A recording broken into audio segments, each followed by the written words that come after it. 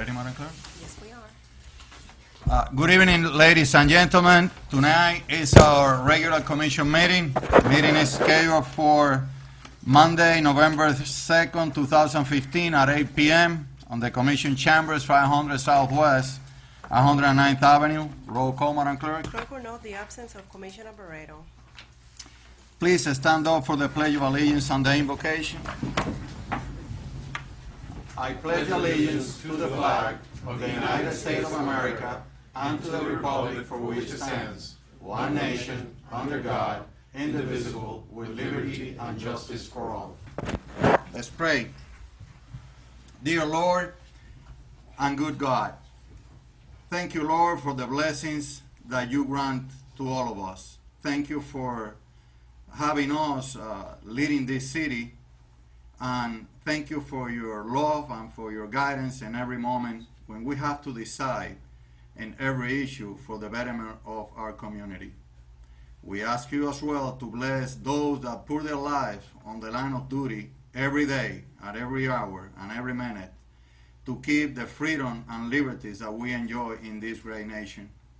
Bring them comfort as well as their families, and keep them safe from danger and from all kind of casualties. Tonight we ask you your guidance so that we can always decide to improve, to decide on the right way with moral and ethical values to represent our community.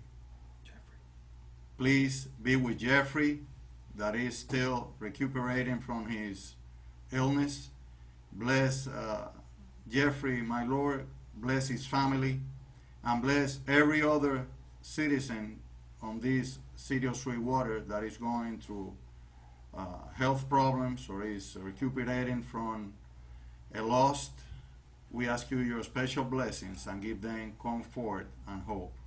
In your holy name we pray. Amen. Amen.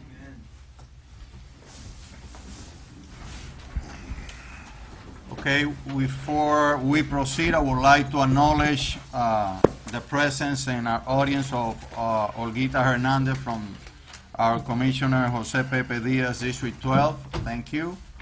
We want to recognize also a Carmen Jacqueline Jimenez, a very brave Venezuelan woman or girl that represents his people to try to bring them protection and political asylum to the United States of America. We want to recognize also Jesus Castañon from the Sweetwater Chamber of Commerce. And Tony. Thank you, sir, for being here. And we also have Tony Rodriguez Tellaeche, Vice President of the Chamber of Commerce as well, and all distinguished guests. Let's move forward to the special presentations. Any special presentations? There are none. None. Item 5, presentation of the Employee of the Month Award. Okay, Employee of the Month Award is actually going to go to 26 people. Originally, I had asked that staff voluntarily at least to opt out of a pay period or two and be reimbursed in December once the city receives the ad valorem dollars from the taxes, to try to get past our trying times right now, because otherwise we may not have been able to make the payroll for November 11th. And these employees that I'd like to all name, I'd like to name them Employee of the Month. It's Alan Abolila, Iraida Alonso, Cynthia Barra, Annie Ches, Placido Diaz, Aquiles Carmona, Carmen Garcia, Raul Herbelo, Robert Herrada, Orlando Lopez, Isolina Maroño, Maria de Pilar Martinez, Carolina Mayorga, Ricardo Mendez, Jennifer Munoz, Indira Pardillo, Larry Perez, Guido Pucci, Lazaro Rodriguez, Ricardo Roque, Joanna Rubio, Manny Saavedra, Lorena Uribe, Yaima Vega, Rafael Velando, and Ralph Ventura. Congratulations. Thank you. Okay, we move to item number 6, presentation of Officer of the Month Award. Good evening, Mayor, Commissioners. For this month, we don't have one. We're going to appoint it for next month. Okay, thank May I you. meet the president? Go ahead, Commissioner Duaso. All the meeting is command officer, is command chief. Similar to director or Alan or You know why? Why is not coming chief? This is my opinion. I was asked to be here in behalf of the chief and the office, police department, that's it. That's all I have for now. I don't know why no go. I don't know why. Okay, we move to item 7, reports of officer, boards, and committees. There is none. We move to item 8, additions and deletions to the agenda. We have Through the chair. additions to the agenda, item G, H, I, and J. Mayor? I'd like to pull item G. The resolution doesn't incorporate the attachments where the terms of the agreement are not listed in the resolution, so I don't feel comfortable. The resolution, the way it's presented, is not acceptable, so I'd like to pull it and we'll present it at a later date. And to the chair, I want to, Okay, so you want to pull out item G? Correct. Do I have a motion? But did you do all the additions? Because I know you did the additions on the first page. You still gotta do the additions on the second page, K, L, and M. Did you get the second list, set of additions? The terms are here. No, not in the resolution. That's gonna be a resolution or an Maybe a ordinance? three-page resolution, no, okay. So, item G is gonna be pulled out, Correct.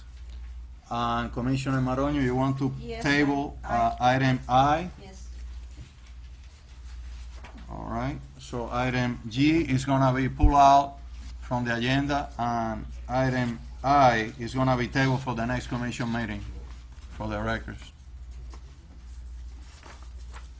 To the chair, I don't think you mentioned the addition of items K, L, and M also. Yes, I was just gonna go forward. So, we have additions H, I, and J to the agenda. Do I have a motion No, I to approve? We took I out. I is out. You took I out? H and J, Just like a K, L, H, J, K. Yes, yes, I'm sorry. K, L and M, Rick is come. J, and H. K, L and M. I want to recognize the arrival of Commissioner Prisca Barreto. He's not feel How good. you doing, Commissioner? It's okay. May I, Rica Barreto is not feel good, is come. Your obligation is come for the city every time. Mr. Rica is come. Will not feel good. All right, so.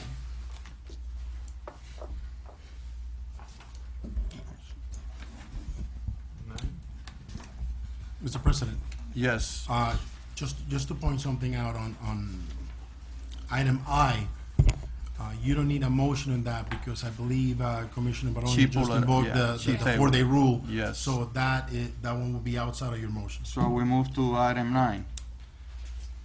Petitions, communications, and remonstrances. I think that we have Carmen.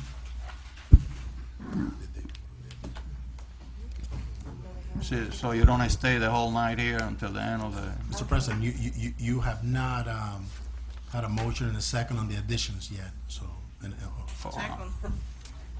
Bergie have a move, no? No. Okay, it was a motion by Commissioner Bergian and a second by Commissioner Barreto. All in favor say aye. Aye, the additions to the agenda pass unanimously. Thank you, Mr. Attorney. And then we move to petitions and communications. We have Carmen Jimenez. Hello, good evening, everyone. Mayor, Vice Mayor, Commissioners. Again, you will be the first city in the United States passing and approving. I hope that you are going to approve our petition to urge the Congress and Senate of the United States of America to pass and approve Resolution 3744 asked by House of Representative Congressman Carlos Curbelo on October the 9th. And well, all of you know exactly what is happening in Venezuela. People, Venezuelan, if they are asked or forced to leave this country of freedom and go back to Venezuela, they will be persecuted, they will be assassinated, they will be killed. So I hope you can pass and approve this resolution and be the first city of the United States approving it. Thank you so much. God bless you guys. Thank you, Carmen. Thank you for your hard work Thank you. on behalf of the Venezuelan people. They are going through the same thing that we all Cubans went through Similar to you. in history. Similar. Thank you.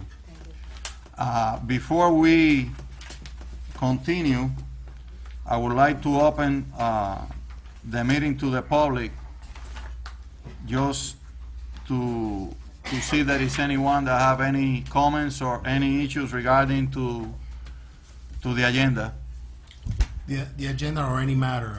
or we're any matter required to have related that to pursuant to Florida statute. and petitions, communications, and remonstrances.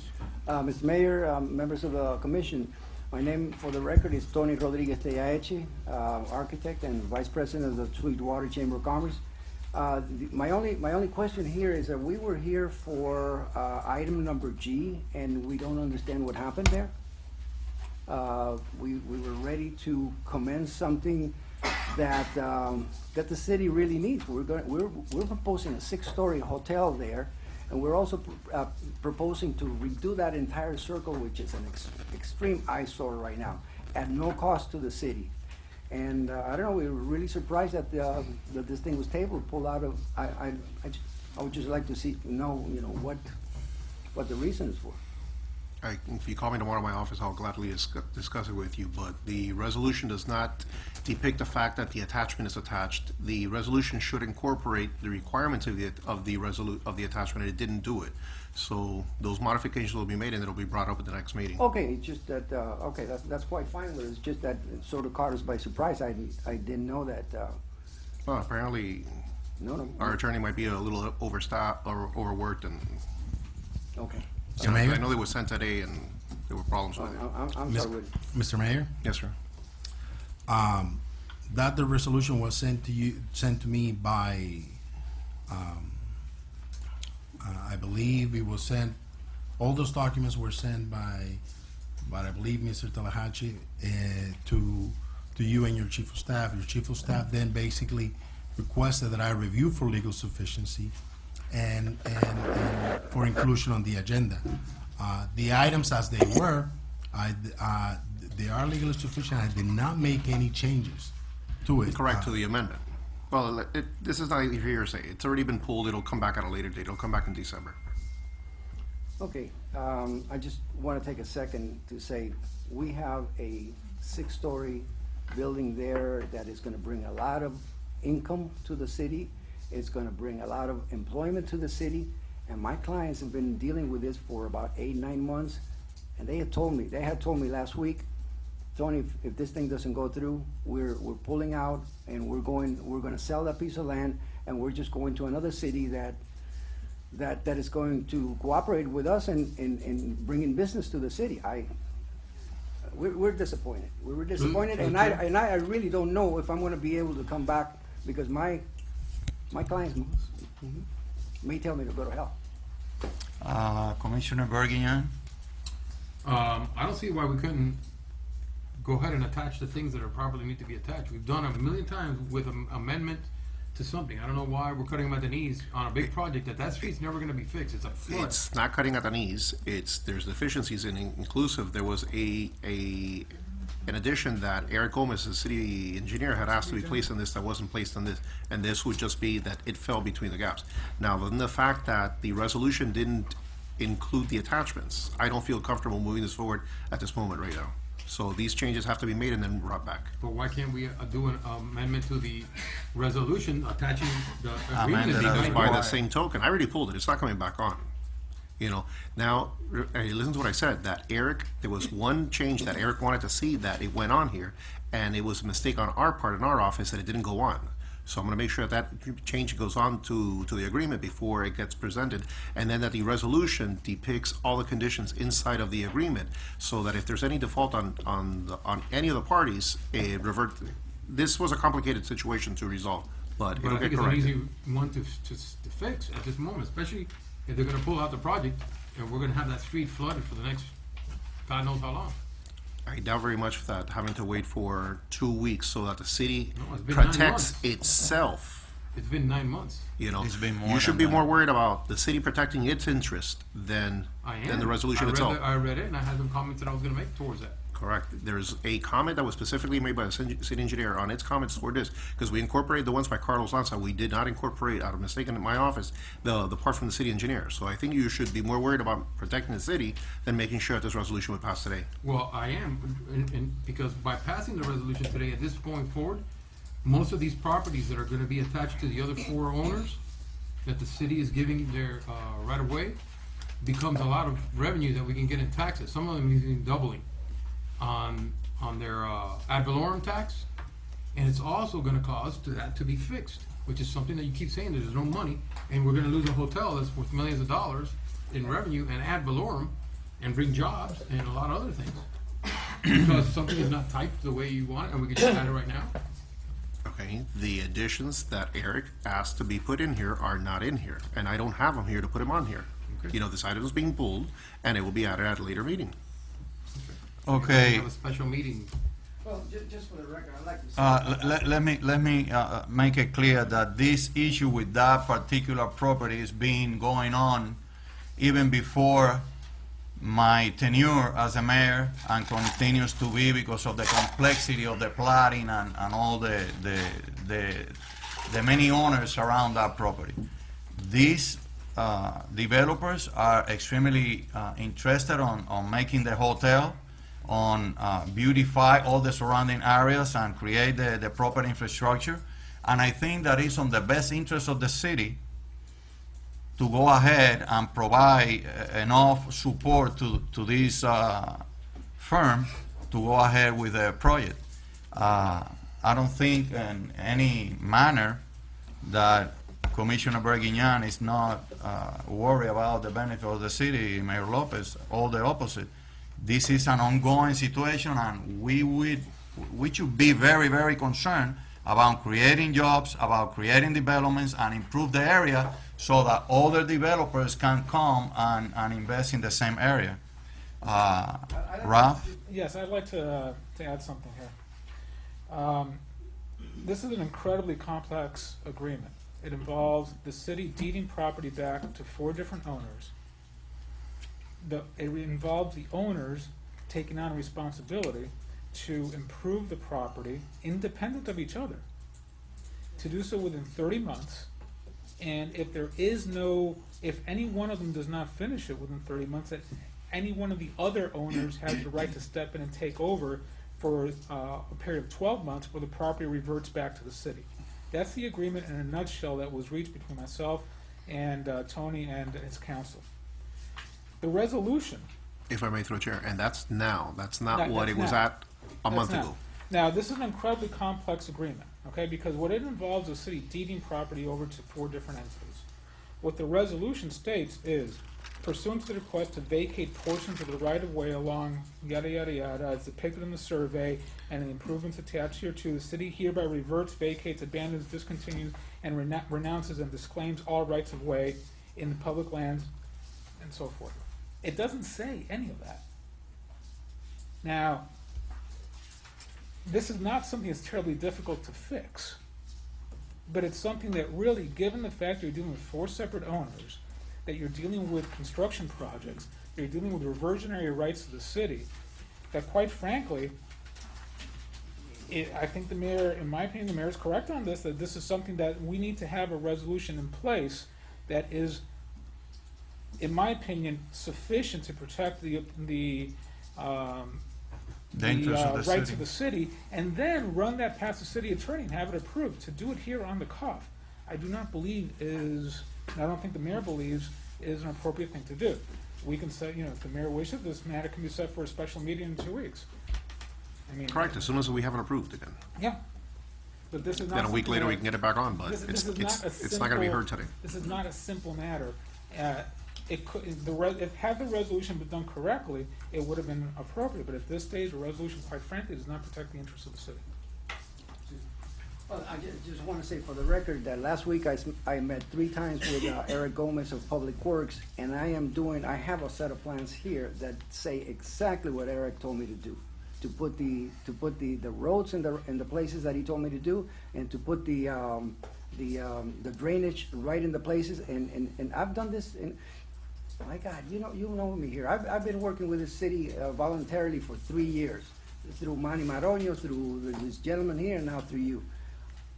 This is one of the best contributions that Tony Rodriguez, have brought to the city, because it's gonna create jobs, it's gonna create a building that is going to have a lot of, it's gonna pay a lot of taxes. All of the property that's getting reverted to us pays no taxes today. That property is going to now become tax revenues. On top of that, my God, go over there. Don't go on a rainy day, because you're not gonna be able to get out. We understand. We're willing to do that for you. Tony, I think that we will have, as soon as the resolution is ready, probably in a couple of weeks, a special commission meeting, and we will take care of that. Thank you. I just hope that We are the here project is to, gonna be there next, and I'm not saying to scare anybody, it's just that my clients told me, Tony, this is it. It's been over a year. I All mean, right. quite simply, Thank you. Again, the resolution states that the city is abandoning its interests. That's what it states. The agreement states that we deed the interest to them, and if they don't do the things that they're supposed to do, it comes back to us. Once you abandon the property, it doesn't matter what the agreement says, we have abandoned the property. Punto y aparte. So this is not the there agreement. is no way to bring it back to the city. That's the point. This has nothing to do with the agreement. The agreement I am happy with is the resolution that really does not implement what the terms of the agreement state. All right, so we are going to consider that, and we will agree to have a special commission meeting to bring that back to the commission. 8 o'clock. Sir? Yes, hi, how are you? Good evening. Thank you so much for having us here. My name is Omar Lugo, for the record. I'm here to support the motion that my friend and partner in this fight, Carmen Jimenez brought, which is basically the resolution for the city of Sweetwater to urge the House of Representatives and the Senate to to pass and approve Bill 3744 introduced in the House of Representatives on October 9th by Congressman Carlos Curvelo, Ileana Ros-Lehtinen, and some other of these honorable people. Thank you so much for having us here. Humbly, I just came here to bring you 3 words, okay, and actually through my testimony. I came from Venezuela 17 years ago, and one of the first things I did on my own was to learn English. But I come here and I see people that look very familiar. Probably we ate an arepa before. Absolutely. But with that, I would like to say that our people are urging for. We bring boldness to the game, to the game of Florida. South Florida is becoming the small capital for many countries in Latin America, though. So we are here actually to make an example and bring this influence to our countries, though. With this said, the Venezuelan people are actually are here to work. We're just here to work. We're here to make a better future for our families, though. So this is not only for us, but for these families that are struggling with this issue down south in Venezuela.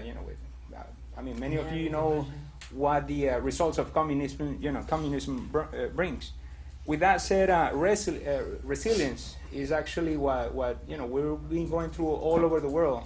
We're becoming the gypsies of the world. If it's valid to say, though. So we are humbly asking you guys to support as much as you can. As much as you are in your abilities, this bill, and also compassion, which is a lot different from pittiness. Pittiness is when you see something wrong, you feel pity, but you don't do anything.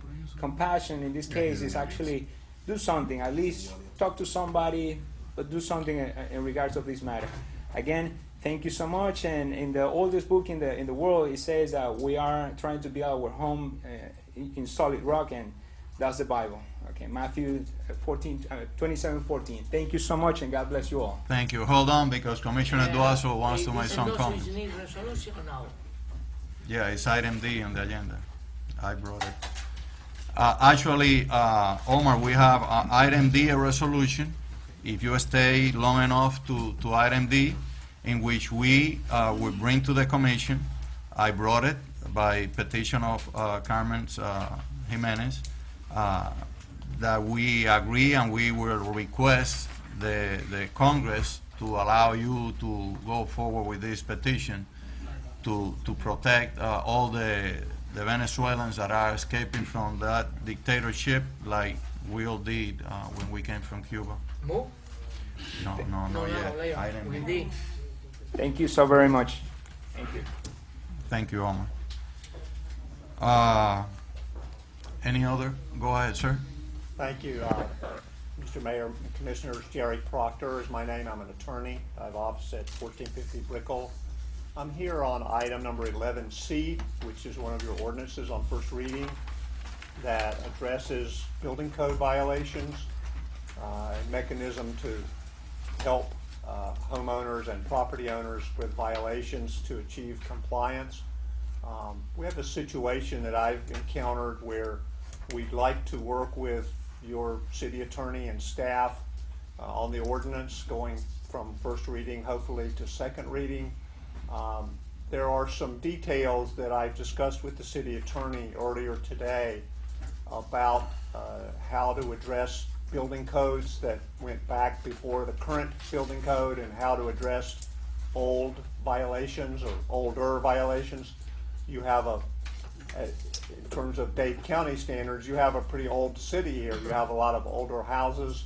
We have a situation that involves some additions that were placed to a home in about 1997 that we're trying to address.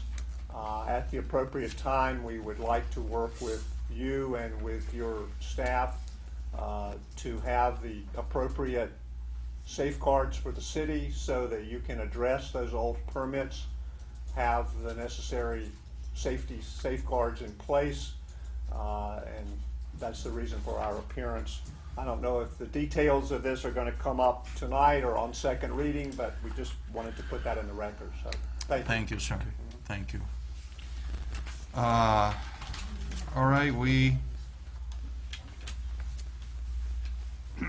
have item, do we have any other petitions, Carmen? Just letter A, item A. Okay. Petitions. On item 9, we have, well, I asked the city clerk and she said there is nobody else. Hi, good evening. How are you? Or, I didn't. Yeah. No.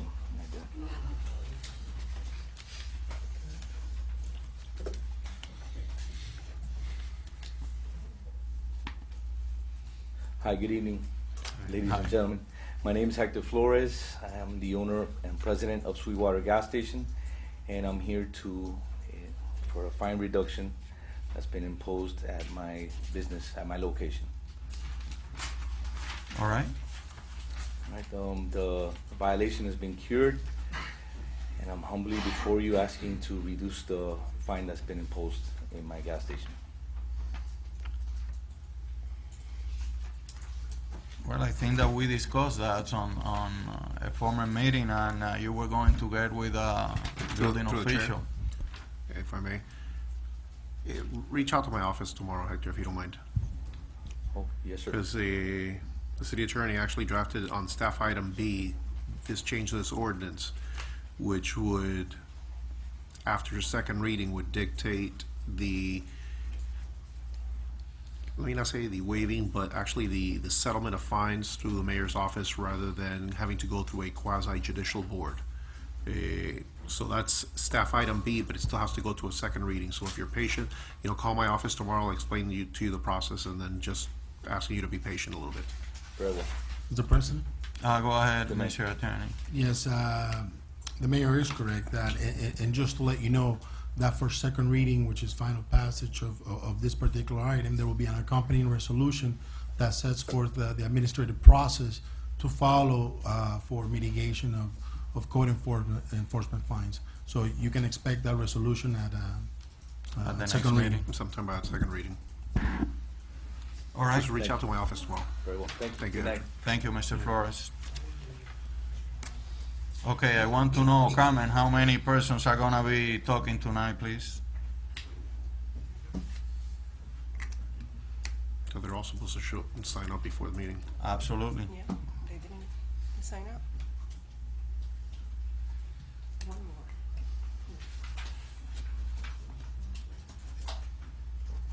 Close the petitions, Carmen. That must be done before the meeting. Go ahead, sir. Sorry about that. Good evening, all. Mr. Mayor, Commissioners. Officer Eric Masnata, my public address is 500 Southwest 109 Avenue. I'm one of the officers that was laid off, as many of you are aware of. And I'm basically here tonight just to kind of ask really what's going on. As far as I've been made aware, I guess the budget was sent off, that the budget that was approved was sent off, and we've been told that that budget includes everyone that was laid off and that we're supposed to come back to work. I really can't get a straight answer from anybody, so that's why I'm trying to come to the meeting. And Mr. Mayor, maybe you can answer me. Do I have my job back? Do all of us have our jobs back? No employees are being brought back at this time. Okay. Do we have any sort of because like I said, I'm not part of making the budget or approving it or revising it, but from what I understand, the budget that was approved includes us to be brought back. So do we have any idea if that's gonna happen? Until an actual budget revision can be done where the city can afford to bring back any employees, none of those positions are going to be contemplated. If anybody's telling you anything different at this time, it's not happening. Okay, well, I'd also like to thank everybody that gave up their paychecks so nobody else gets laid off, you know. Unfortunately, we have a lot of rumors and all kinds of things that go around, and, you know, I'm here just to, I guess, kind of dispel those rumors. And, you know, thank you for a straightforward answer. Like what you're saying, it's 26 employees forwent their paycheck, so that the rest of the city, at least payroll employees, can collect their check on November 11th. We are projected to have a shortfall of about $72,000, and by doing so, these employees foregoing their payment, that's a savings to the city of about $110,000 that they'll collect in December once the ad valorem dollars come in. But otherwise, the city would have not been able to afford payroll on November 11th. So, just to kind of recap, as far as everybody that was laid off goes, there's no. Not immediately. There's We're no looking projected- at basically shutting down the city in 2 weeks. You know, because we couldn't afford, you know, the other employees that are still left working in the city. To the chair? Go ahead, Commissioner. I have to say it. Most of the names that you read there, well, not most, a few of the names that you read there were people that were unbudgeted people that weren't brought to the city, that were brought to the city by yourself, unbudgeted, and they're not in the budget, and it's a lot of money. So some of those people are giving up their check because they're not supposed to be here anyway. And some of them got raises and can afford to give up a check.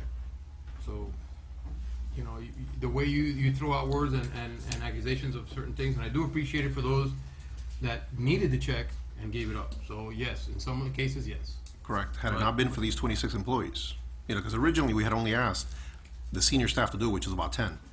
Then people through the rumors found out that we were doing this, and that's when other employees started doing it. And if you look at the list, most of the people on this list are people that actually cannot afford to forego payments, yet they did so. Right, but there's probably a good $300,000 or $400,000 in people that are not budgeted for the whole year that were the ones that gave up their checks also. No, they're budgeted, sir. No, they're not, sir. Okay. Not on the final budget. All right, officer, be sure that we will do everything possible to stabilize the city and to be able to have as many employees back as possible. Those are at least my words. Thank you very much, Mr. Thank you. Mayor. Thank you. Thank Whenever you for like, having give the me a call, and I'll courage explain to you come everything before the that we do, commission. so that there's no more rumors. Absolutely. Thank you. Have a good night. Thank you. All right, we have item A, a request of Officer Rafael Toledo regarding his layoff from the Sweetwater Police Department. Mr. Toledo? Mr. Toledo is not present. So we move to item 10, consent agenda. Do I have a motion? Move.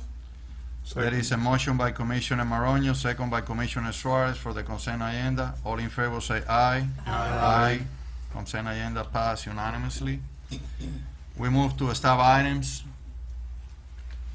Item 11A, an ordinance of the City of Sweetwater, Florida, amending Chapter 50 of the Code of Ordinances, title, Police Pension Plan, providing opt-out from participation in the pension plan to the police officers meeting a specific criteria, providing for codification and providing for an effective date.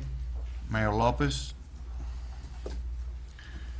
This was an ordinance amending a Section 50 that deals with police pension, so that if police officers wish to opt out from the participation in the pension plan, they could.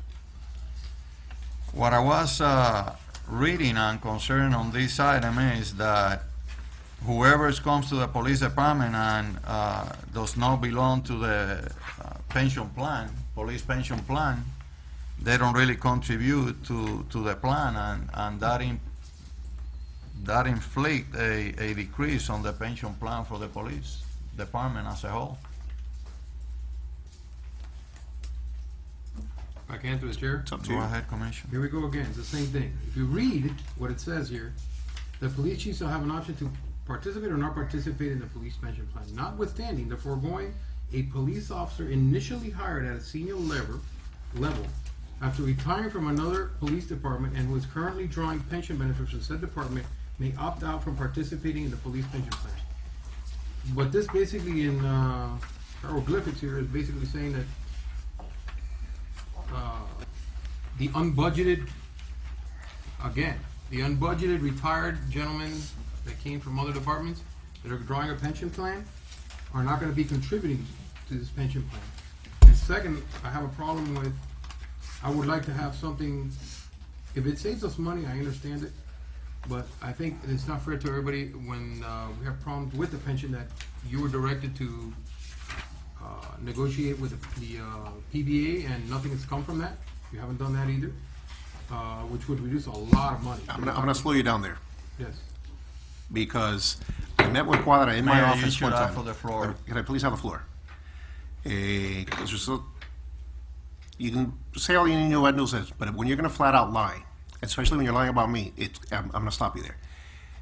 When you say that I have not done anything to negotiate with the PBA, that's a flat out lie. I mentioned it with Quadra. Quadra, please let me know when we need to meet with the PBA and everything, and then he's told me that he's been negotiating with the PBA.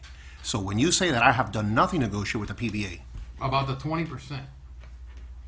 I'm Okay. not talking about the 550 or the other. when that was mentioned to the PBA again, they were not going to give up anything that they already had in contract.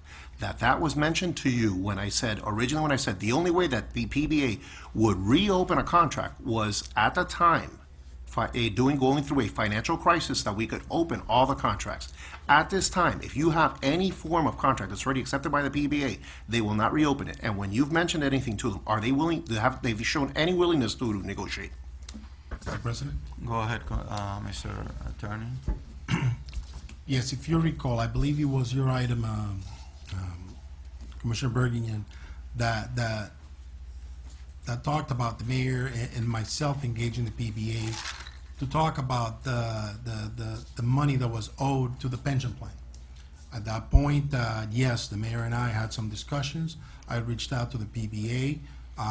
The executive director of the PBA was going to be out of town extensively, and his suggestion was to go ahead and deal council to council and then bring back to the principals, something that works for everyone. We have done that. There's only one last piece that needs to be accomplished, which is basically the math, that what is going to outline the payment starting next fiscal year. Other than that, we do have a conceptual agreement. I believe I stated so in a previous meeting. And all we have to do is take care of the numbers and bring you the item for for your approval. Relative to anything else, I didn't have any directive from this commission to engage in other matters. What I have heard though is exactly as the mayor discussed, that there is at this point no willingness to open any the union contract at this point, that they have what they have, but I have not engaged them in those matters at this point. Okay, well, I apologize about that, because there's been so many things that you have said and not said, and, okay, anyway, I think that the union, that to have And this. through the chair, if I may? Hold on. It's not He's got- 20% hold on, anymore. hold on. It's actually Mayor? 26% now. He's got the floor. Okay, so all I wanted to say is that the union, I don't think has signed off on this, or we haven't gotten an opinion from them or whatever, and I don't wanna go through the same thing we did with the other grievances. And I think that they should also contribute to the plan, so. I apologize about the other one, but there's so many different numbers being thrown that I thought it was the one about the 26%, not the 550,000. You don't? Yes, sir.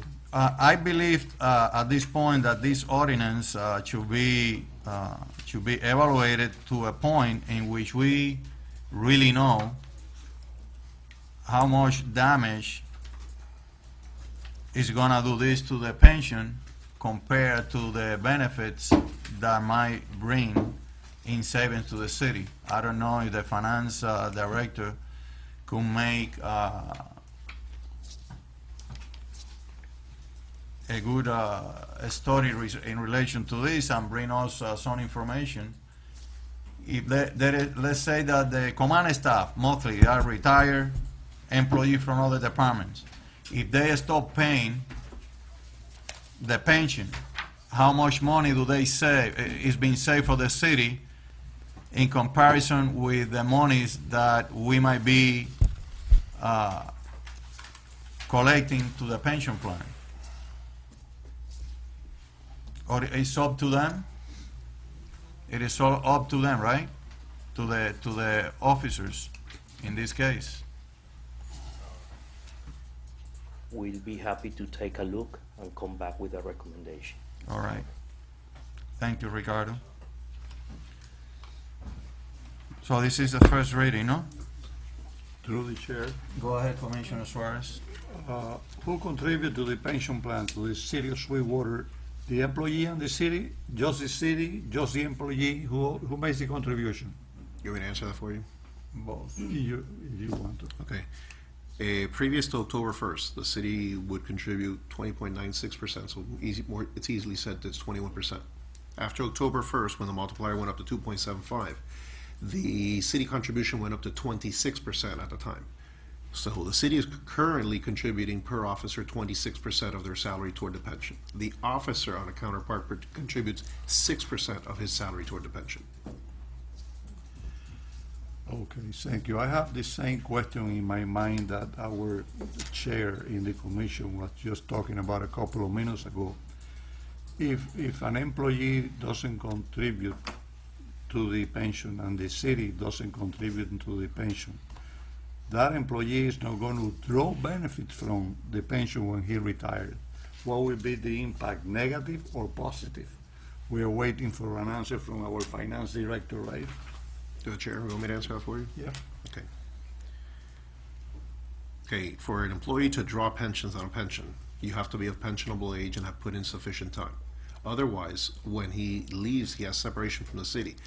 When he leaves from the city, he takes all his pensionable benefits with him. He rolls it over into an IRA or any other vehicle that he wishes to do so at this time. What this is actually doing is opting out so that they don't receive any pensionable benefits, and the city does not have to pay the 26% of their salary toward the pension. Yeah, through the chair, that's what I meant to say. What is the negative and the positive? The employee will not contribute, the city will not contribute. Correct. But the city will not have to pay benefits, and the employee will not take his money out to an IRA. Correct. Or 401k. Correct. So, I don't understand all the questions, because this is a 100% win-win for the city and a lose-lose for the employees that actually opt out. If you analyze it in general, it looks like it's good for the city because you don't have to pay that 26% contribution in comparison with the 6%. But as a whole, if there are like 10 or 15, let's say there are 10 employees that are not contributing, as a whole, the pension plan is affected to the rest of the police officers that are contributing to the pension because it doesn't have the same kind of funding. Can we table it to the next meeting and just, that way we can all do the math and find out exactly? You want to place a motion? Yes, I'd like the motion to Second. table this to the next meeting. Okay, on item A, there is a motion by Commissioner Beguignan to table this item A to the next commission meeting. There is a second by Commissioner Duazo. Roll call, Madam Clerk. Commissioner Maronio, Yes. Commissioner Suarez, Yes. Commissioner Duazo, Yes. Commissioner Berganian, Yes. Commissioner Barreto, Yes. Commissioner Janio, Yes. President Diaz. Yes. Staff item A is going to be tabled to the next commission meeting after having some research made by the finance department. Okay, we move to item B. To the chair. Commissioner? In consent agenda, do you skip item B? Was my idea. In consent agenda, Consent Yeah. agenda was already approved. it was already approved. B2, right? Yes. You tabled that item I to the next commission meeting. Okay. Okay, so we move to item B, an ordinance of the City of Sweetwater, Florida, amending Chapter 2 of the Code of Ordinances titled Administration, providing a process for mitigation of code enforcement fines, providing for appeals from a final administrative order, and providing for codification and providing for an effective date. I think that's, Mayor Lopez, What we what were you just were telling discussing Mr. formally. Flores, right? Correct. And subsequent to the second reading, we'll have a resolution to have the procedures for it and everything. All right. So do I have a motion? Move. Moved by Commissioner Berguignan, Second. second by Commissioner Maronio. Roll call, Madam Clerk. Yes. Commissioner Suarez, Yes. Commissioner Duazo, Yes. Commissioner Berganian, Yes. Commissioner Barreto, Yes. Commissioner Janio, Yes. Commissioner Maronio, Yes. President Diaz. Yes. Item B passed unanimously. We move to item C. An ordinance creating amnesty period, creating a limited exception from civil penalties and liens for building code violations upon a homeowner's compliance with the building code, providing severability and inclusion in code and an effective date. Commissioner Berguignan. Okay, this is the amnesty that we've been working on for a while, but this is the first reading. We're gonna have, probably to make amendments, like the gentleman spoke earlier, to make, applicable some of the building codes or the construction codes that were at that time. For example, if somebody had a window and they put it in 1976, and it met the code of 1976, then it's gonna be approved. And we're gonna be amending that for the next reading, but this basically sets it out for a 1-year period to have amnesty. We're gonna try to doctor it a little bit after. Mr. Lanza, do you have any comments in relation to that? I believe you do. I believe you don't want to talk about it. Good evening, Mr. Mayor. Good evening, Commissioners. No, I would only suggest that we follow the same protocol that other municipalities or similar to the county Right. that have done.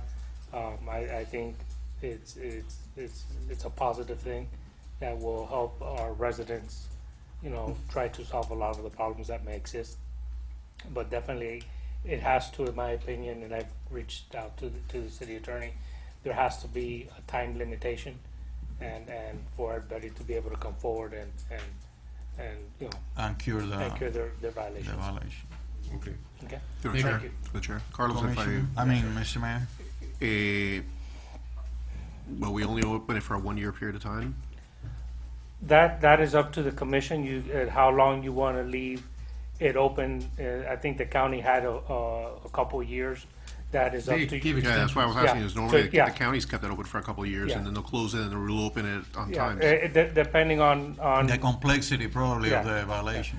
what I would kind of emphasize is that we don't want to go too back into prior than, in my opinion, prior than Hurricane Andrew, which and try to stay within a code that is fairly reasonable, within the time limitations. Will probably be the 2004. I think if we start going back into South Florida Building Code, it's a reach. It may create other issues down the line in terms of Safety. insurances and things like that. And so I think it's important to keep it within some reasonable time. Wouldn't the easiest thing to be to try to mirror something like what the county has? That's my recommendation. Through the chair. Go ahead, Commissioner. Well, the idea is that there's some small items, like a window or some small things that a lot of the elderly have in their apartments that were built in the 80s and the 90s. And it's a real small item, it's not a big deal, and it just becomes a huge monster expense for them because of somebody turning them in because they have an illegal window from 20 years ago, and it turns into a $3,000 project for an elderly person that can't afford it. So we're trying to see if maybe we can use certain items that aren't going to be very. I think even if you follow the county's protocol in terms of the amnesty, it does trigger even other life safety items. They do reference to bringing in smoke detectors, and there's a few items that it automatically will trigger. Okay. So, but I think overall, it's still in benefit of the residents because at least it gives them a venue of which to try to comply as it is now. Since we don't have that alternative method, they would have to comply with today's applicable code, which is the 2014 Florida Building Code, and which is virtually impossible to do without having to really almost do the whole structure from the onset again. So, but it gives them a venue in which to correct it. Okay. We'll try to fix that for the next Yes, sir. reading. Thank you. Thank you. Mr. President? Yes, sir. Yes, there were comments as far as the county's process, and the county's process, really, their amnesty program was for initially 1 year, and it has been subsequently extended, I believe, on at least 3 occasions for at least 6 months. So it's been going on for 2.5 years successfully. We'll definitely bring amended language for second reading.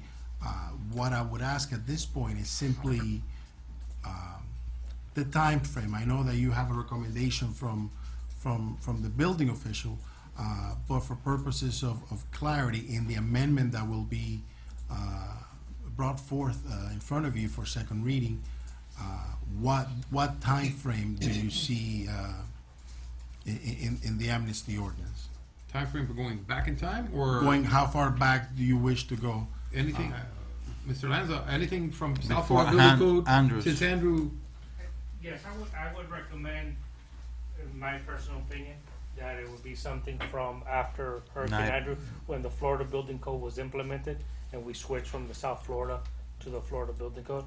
I think not only for practical purposes as a department, we would have to pull out of, I don't know where, the South Florida Building Code. right. Yeah, and even though a lot of these legalizations are based on affidavits by professional architects or engineers in which they basically certify and ascertain to the structural integrity or whatever's being legalized, I think it's just prudent to establish a date. And at this point in time, it's going to be easier for our department and I think for everybody in general. That's agreeable to everybody, I guess? So it will be applying the Florida Building Code, not the South Florida Building Code. The South Florida was pre-Andrew, pre-Hurricane Andrew, and the Florida Building Code became effective after Hurricane Andrew. But it came effective a few years after Andrew. In 2004. No. No? That like I 19 think it was 94. like 2003 or 2002, around that, if I'm not mistaken. So it's after Andrew, 10 years after Andrew. No. 1992 was Andrew. Yeah, but Yes. I think anything that was done after Andrew, if it wasn't legalized back then, and it wasn't, at this point in time, it's, our code enforcement office has done the best they possibly can to try to find those violations.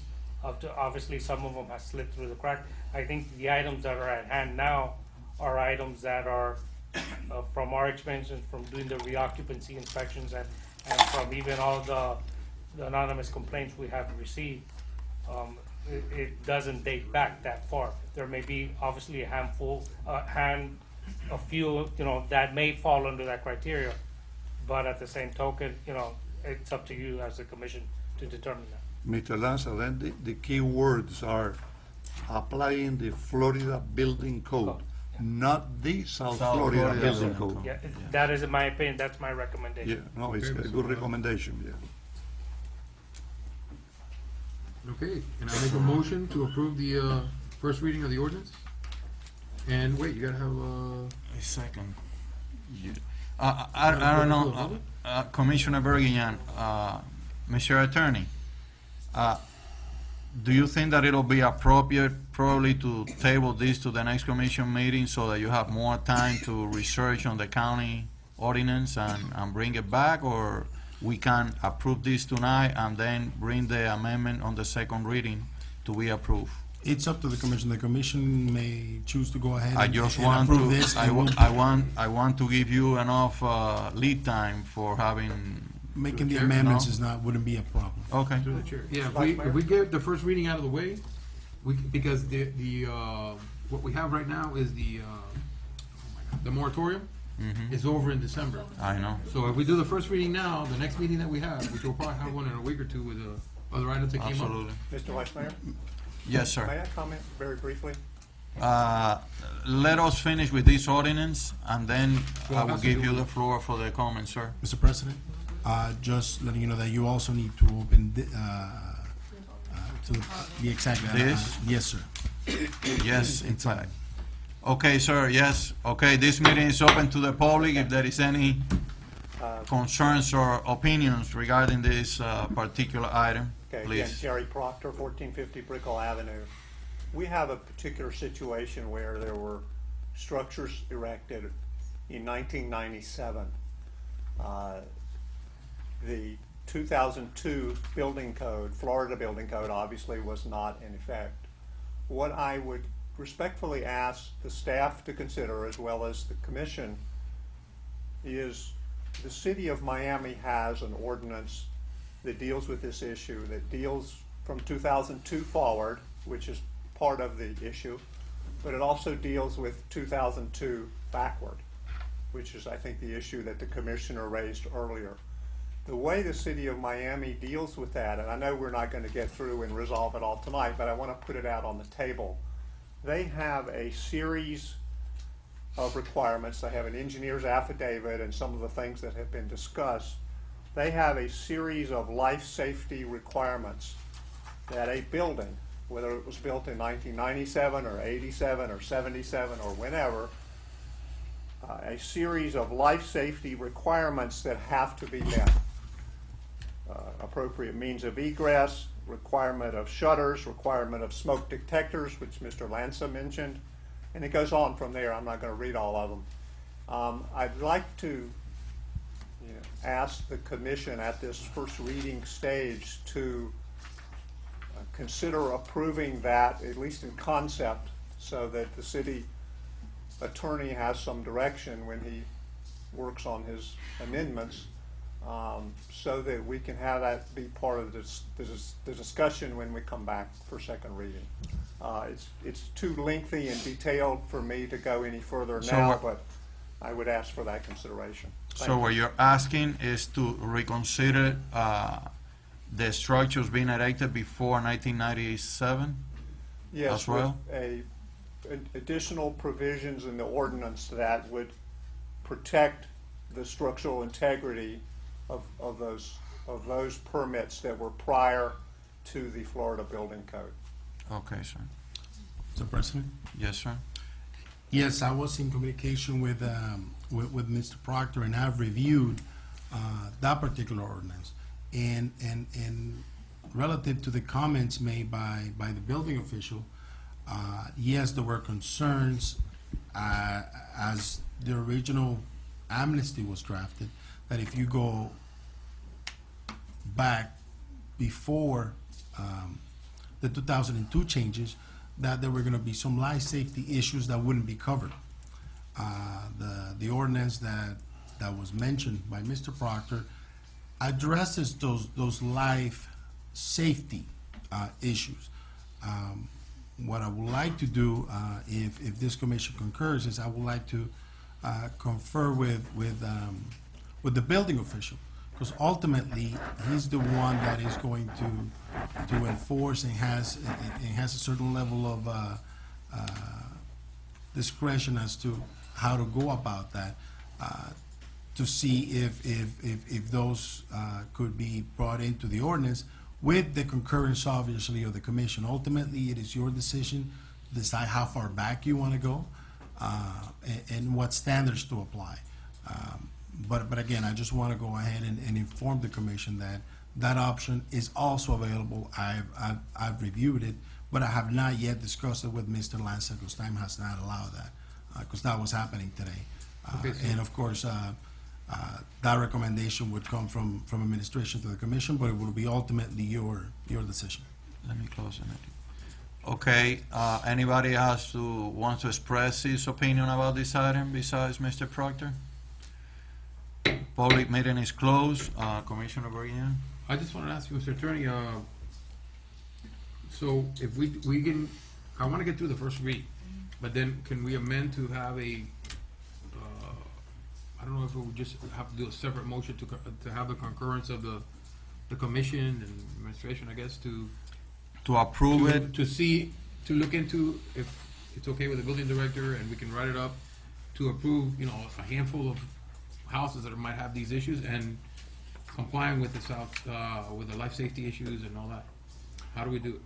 At this point, yeah, the commission may go ahead and conceptually agree to provide some direction for these amendments to be drafted, and the direction will be to myself, but along with the building official, so that we can effectuate your directive. So if you want to go ahead and make a motion to basically direct certain amendments to be included, and the nature of those amendments and the standards you want to have, yes, you may do so, and with the concurrence of your colleagues, we can then proceed.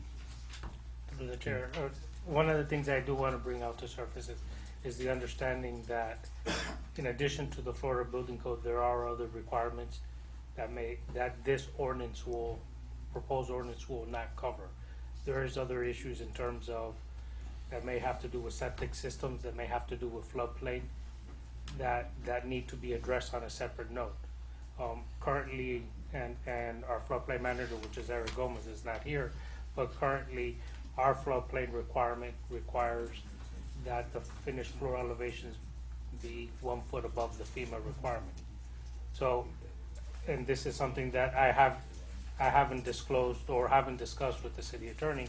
What implications will that have in terms of the amnesty is for the Florida for construction, but we don't necessarily touch the item of floodplain Elevation. Yes. So at that point, I think, and I don't think none of those ordinances touch that item as well.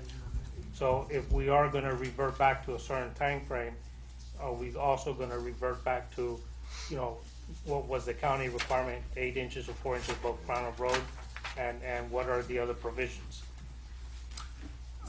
Mr. President, Mr. Attorney? I will draft whatever language you want to see included. We don't have to mirror the language in the city of Miami. If you want to add additional standards, that as the building official just mentioned, that could also be included. So it's entirely at the board's discretion to see what it wants included in this ordinance. What I believe is that you should get, and I think that will be the opinion of my colleagues, with the city official, Mr. Lanza, and the most critical aspect of this is safety. How can we guarantee that the structures are safe and sound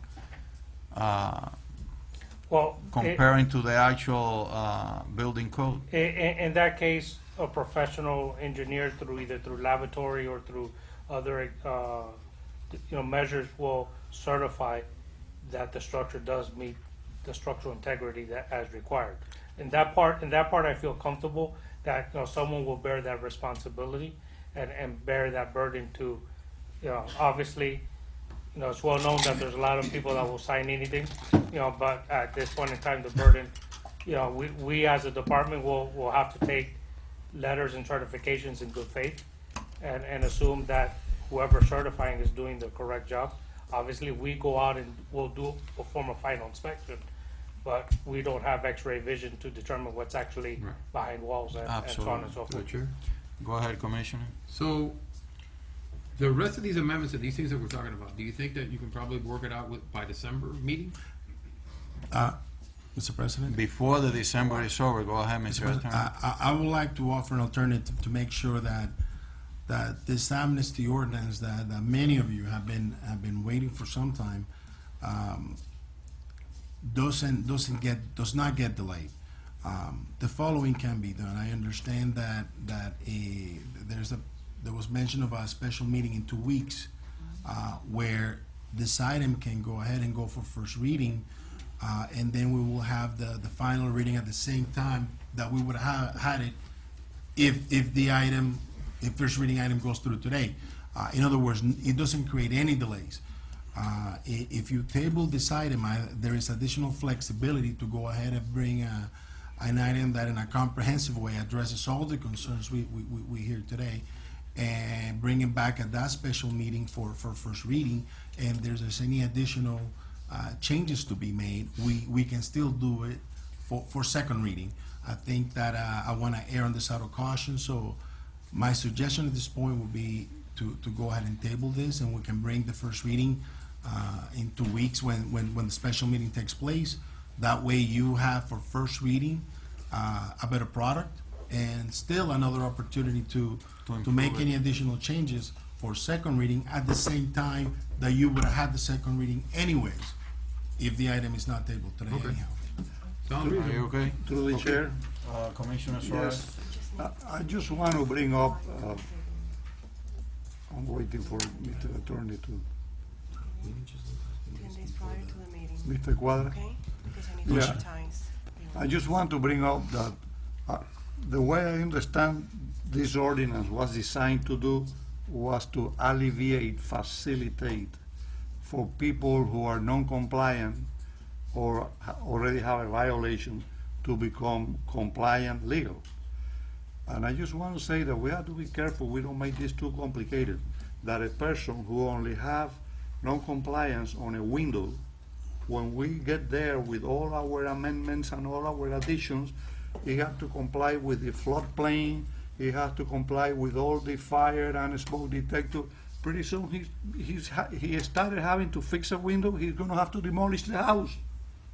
Then we blame the building official. Commissioner, your point is well taken. We will go ahead and attempt to limit the requirements to whatever specific. work was permitted initially or work that was not permitted. In other words, just to that, and not necessarily create a whole new set of requirements that wouldn't come into place for Which the homeowner. was something that started as facilitating the person had to demolish the house. Your point is well taken. We'll keep that in mind. So, Can you will, Can I, Go excuse ahead. me, I'm sorry. I agree with Commissioner Suarez.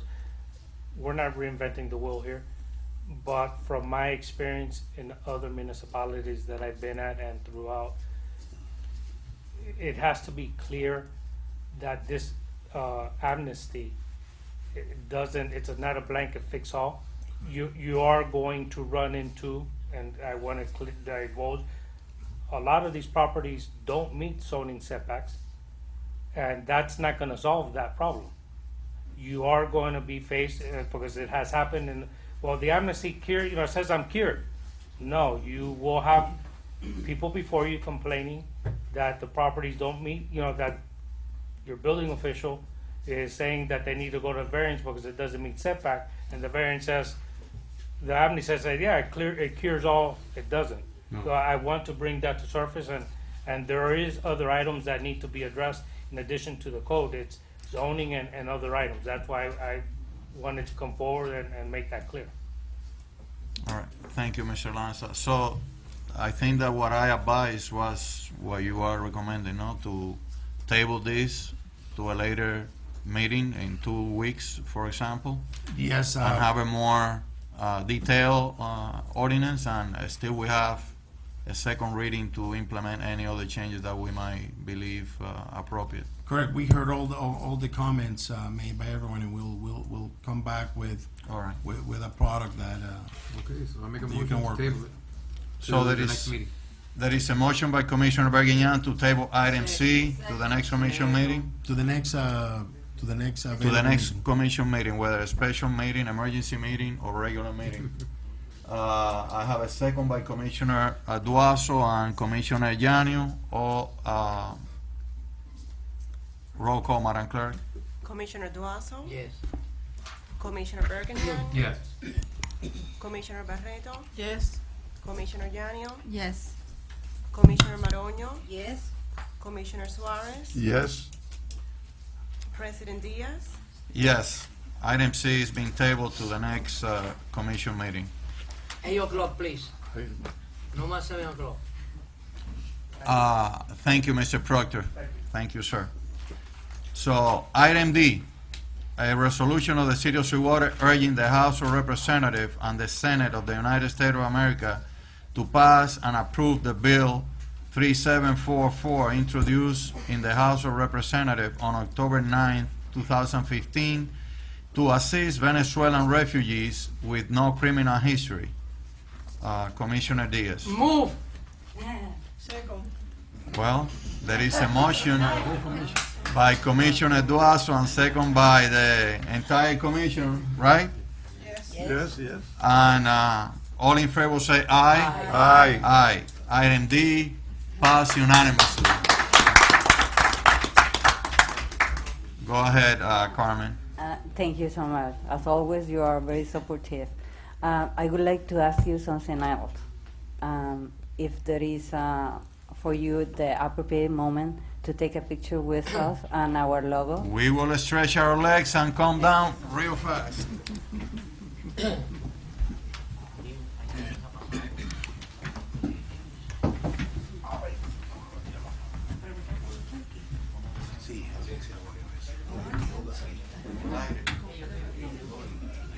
Sí.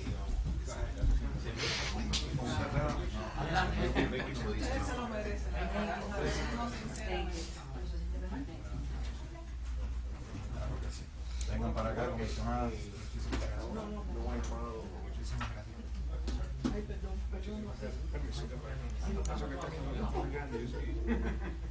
Venía de toca, toca.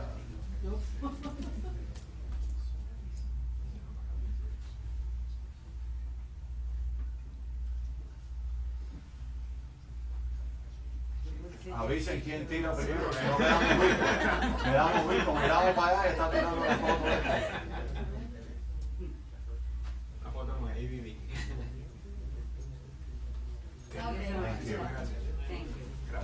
Thank you.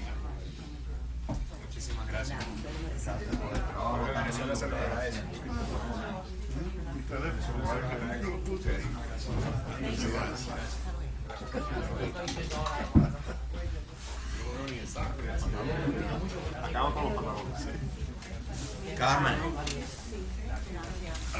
Carmen, déjame decirles unas palabras a la comunidad en español.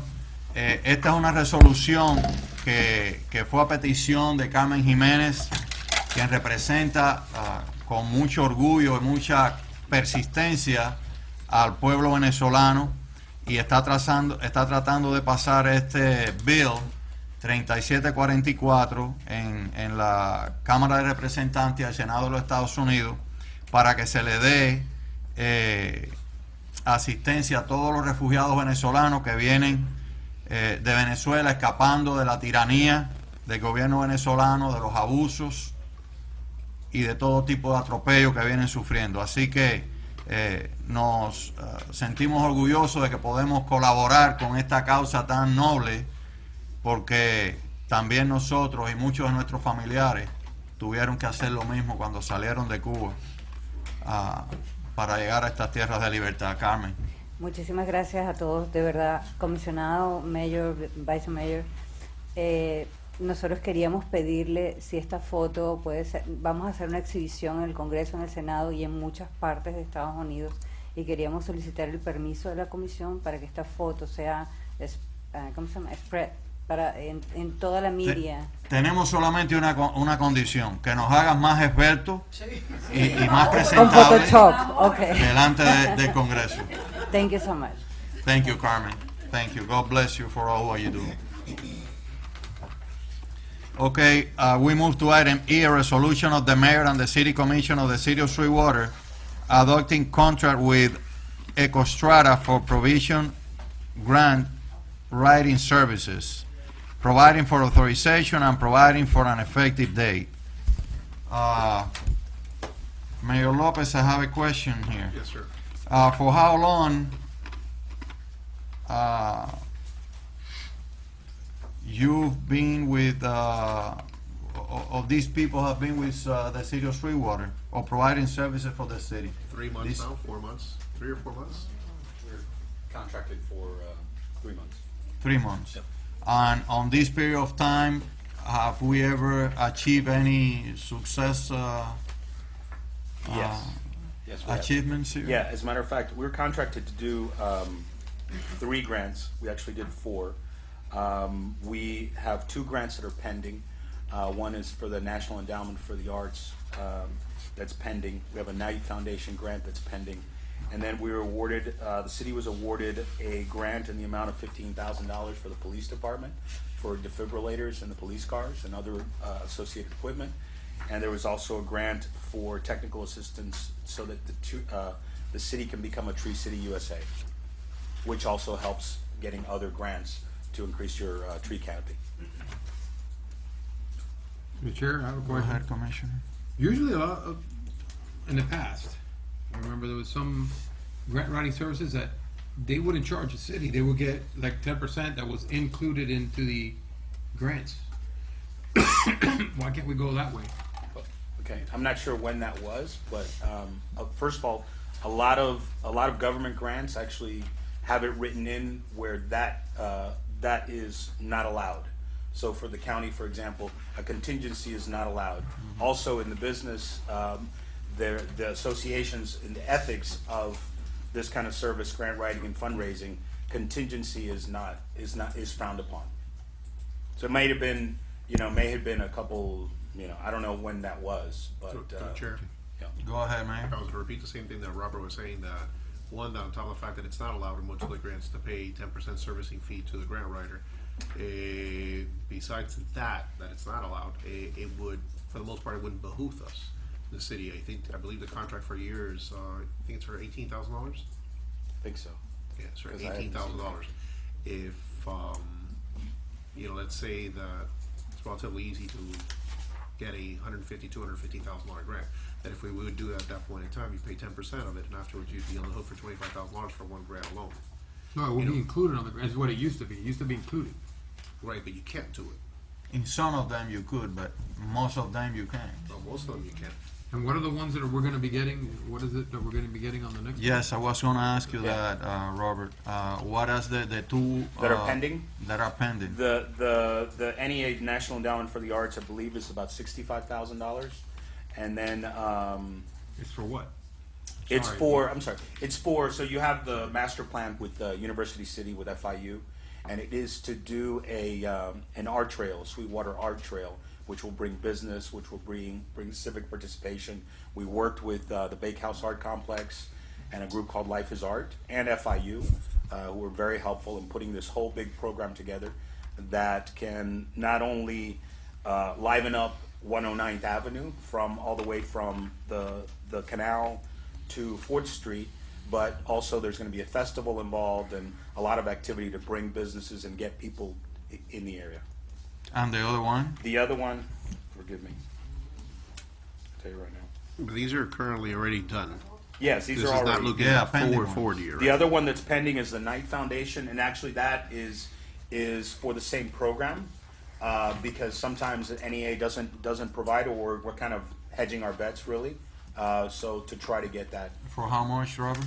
That one is actually, the Knight Foundation does a program, in public places, like, and so that one doesn't have an amount right now. You go through this step and then apply again. If you make the first round, then you apply again, and you basically tell them how much you would need, which it would probably be around the 65 to 100. Excuse me, if I could just cut in here. I was somewhat involved in the process with both grants and setting everybody up initially. Both grants are extremely prestigious and would look very good. It will look very good for the city just to get the grant, or even just to be able to say that you were one of the finalists for the grant. Is itself, it's like saying I was a finalist for an Academy Award nomination, even though I never actually got the Academy Award. And for the record, just to clarify, the annual amount would be $21,017.50 a month. Mr. President? Yes, Mr. Attorney. Yes, two things. Thank you. I was going to go ahead and confirm the amount and confirm the fact, as it has been stated here, success fees are not allowed in this type of endeavor. And lastly, the only thing that, because I didn't have that information, the only thing that has been left out of the item itself, if you look at attachment A, is basically the number of grant applications that Mr. Rano will be responsible for if, should you approve the agreement. That is the only thing that, since I didn't have that information, how many grants will be applicable for the 12-month period. And I would propose 8, which is very much in line with contracts with other cities. 8 grants throughout that year. All what we want, Robert, is to be able to compare the cost with the benefits. Yes, sir. Well, fortunately, with 2 of them already, in a very short time, we were able to get some needed equipment for the city. So I hope to continue doing it with others.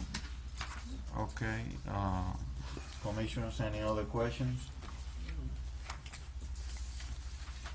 So, do I have a motion for item E? With the amendment that on attachment A, number 3 provides for 8 grant applications.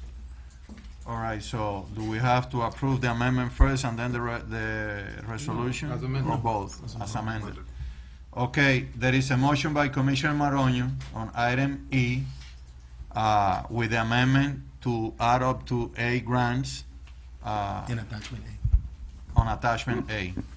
Do I have a second?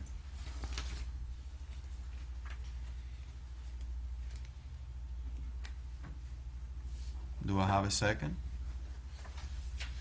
I want to ask, can I ask a question on this? Absolutely. Do we have line item in the budget to cover the $21,000? Yes, sir, it's budgeted. It's budgeted? Which budget? It is budgeted. I'm not being sarcastic. I'm just. The $21,000 cost of this,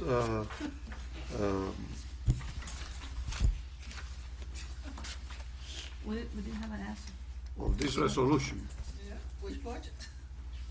is E, item E. Item E, yeah. I thought I heard which one. $21,000 a year. Are we Yes. budgeted for that? Yes, sir. Yes, Commissioner, it's budgeted. Okay, I second it. May I have the Well, floor? Can go you specify ahead. what budget, which one? I'm confused. Oh, I There is see. a budget We have, that was presented by the mayor, and there is a budget amended by the commission. But in the budget amended by the commission on September 28th. Is it budgeted in that budget? September 28 amended? I don't know which one was the budget on the 28th. If you're talking about all the subsequent amendments and everything, I don't know. You'd have to. In what, this is the, We have the director there, let's see. oh, good, very good. Good evening, Mr. Chair. come to the rescue. This item is actually budgeted on the tentative budget that was adopted by the city commission on September 14th, and there are also funds on the final budget that you approved, if the commission wishes to go ahead and approve the item. May I have Commissioner So Yanni? it is on the budget that the commission approved on the amendments, that it was Yes. sent to Tallahassee on October 28. There actually, yes, it was budgeted on the adopted one, and there are also funds that can be used for this item. Under That's which a item? On the wishy-washy latest, answer. on the latest one that you approved. But under which item, Ricardo? Contingency, for instance. But that's not a contingency. It's not, no. I tried. It's not. Okay, I have the, It's budgeted in the tentative budget. It is on the tentative, it is budgeted on the tentative, Tentative. as the mayor We're said, operating on final budget. the one that the city is operating on. Okay. Okay. So I don't have a second, the resolution, no, if it is in the budget, I second it. oh, you second? Yeah. If I can. Wait, go ahead. Go ahead, He's telling Commissioner. us, he's changing the words. We had $21,000 budgeted for this under a line item in the tentative budget. When we got to the final budget, it's not there. It's not there. Oh, He's saying that he can get it from the contingency fees or somewhere else no. and to pay for this. They're Mr. playing again. Can I remove my second? You can do so. I do remove my second. Okay, Thank you. item E dies for the lack of a second. We move to item F. A resolution of the City Commission of the City of Sweetwater, Florida, authorizing the purchase of a breaker hammer from Granger's Industrial Supply for the Public Works Department and providing an effective date. The cost is $1,993. Before you do, please, there's a mistake. I don't know why they put from Granger's at 1993, because we have a quote from Lowe's for $1,499 for the exact hammer. So I'd like to change that to Lowe's instead of Granger's at a cost of $1,499 for the same exact hammer. What kind of benefits is gonna bring this hammer? It's a hammer, no? It is. It's a demolition hammer, and presently we're using the backhoe in order to break the sidewalks, and that doesn't provide a real surgical approach to eliminating the sidewalk that's broken. Do we have those monies? Yeah, there's monies and equipment in Public Works. No money, no money. This is an item that has been kind of moved along and then forgotten for a long time. This came up August of last year and was approved under the resolution that's on the item. It was approved as tools and equipment to be purchased for the sidewalks project. So my question is this: do we have the money to purchase this on the in the department? Well, we do have a line item for tools and equipment. That we have enough funding to purchase this? We do. We just, on here it says out of capital improvements, and that's wrong also. Commissioner Duazo has the floor. Director of Finance says, please, no buy nothing, no money. Take to me and your officer, no buy nothing, no money. Right or not right? As the director says, this I item was say to approved. you, I say no buy nothing, no money. Okay, there are two things. Like, whether this item was approved, yes, it was approved. Whether it was budgeted, yes, it was budgeted. When it comes to cash flow, that's where we have the question. I believe that we can move forward with this purchase, since it's not, how much are we talking about here? $1,500. $1,500. I remember that. It is not a significant impact. Nevertheless, the value added is going to be significant. Through a chair. And also it can be approved today and purchased in December when we have more monies. Yeah, we can purchase it on the credit card anyway and wait 30 days to pay. And listen, the reason that it really needs to be purchased is I mean, it's costing us more to do the work without it. In other words, when we go Okay, in but- with the backhoe, Mr. Bolila, tell me how many projects do you have before you that we're gonna be able to use this tool? well, we use it year round. We use it every day if we'd have it. We used to use mine until somebody stole it, so. I remember. You know, again, I mean, the real reason is that the backhoe goes in and tears up not only the sidewalk that you wanna tear out, but the one right next to it, and then we end up pouring 20 feet of sidewalk instead of 10. So. Commissioner it's- Duazo? I think it's, Mr. Aurela, yes, sir. long time no see in my city. Long time You you know don't. in my city, you director of finance, director of maintenance, right? Uh-huh. Remember, in this moment you don't have any project. You know what? You have 3 different people, it's beautiful working. The mayor say lay off, out. Now, el flaco, el colombiano, I don't know why, I don't know the one. You don't have, these 3 important people, you know working behind, you explain to me.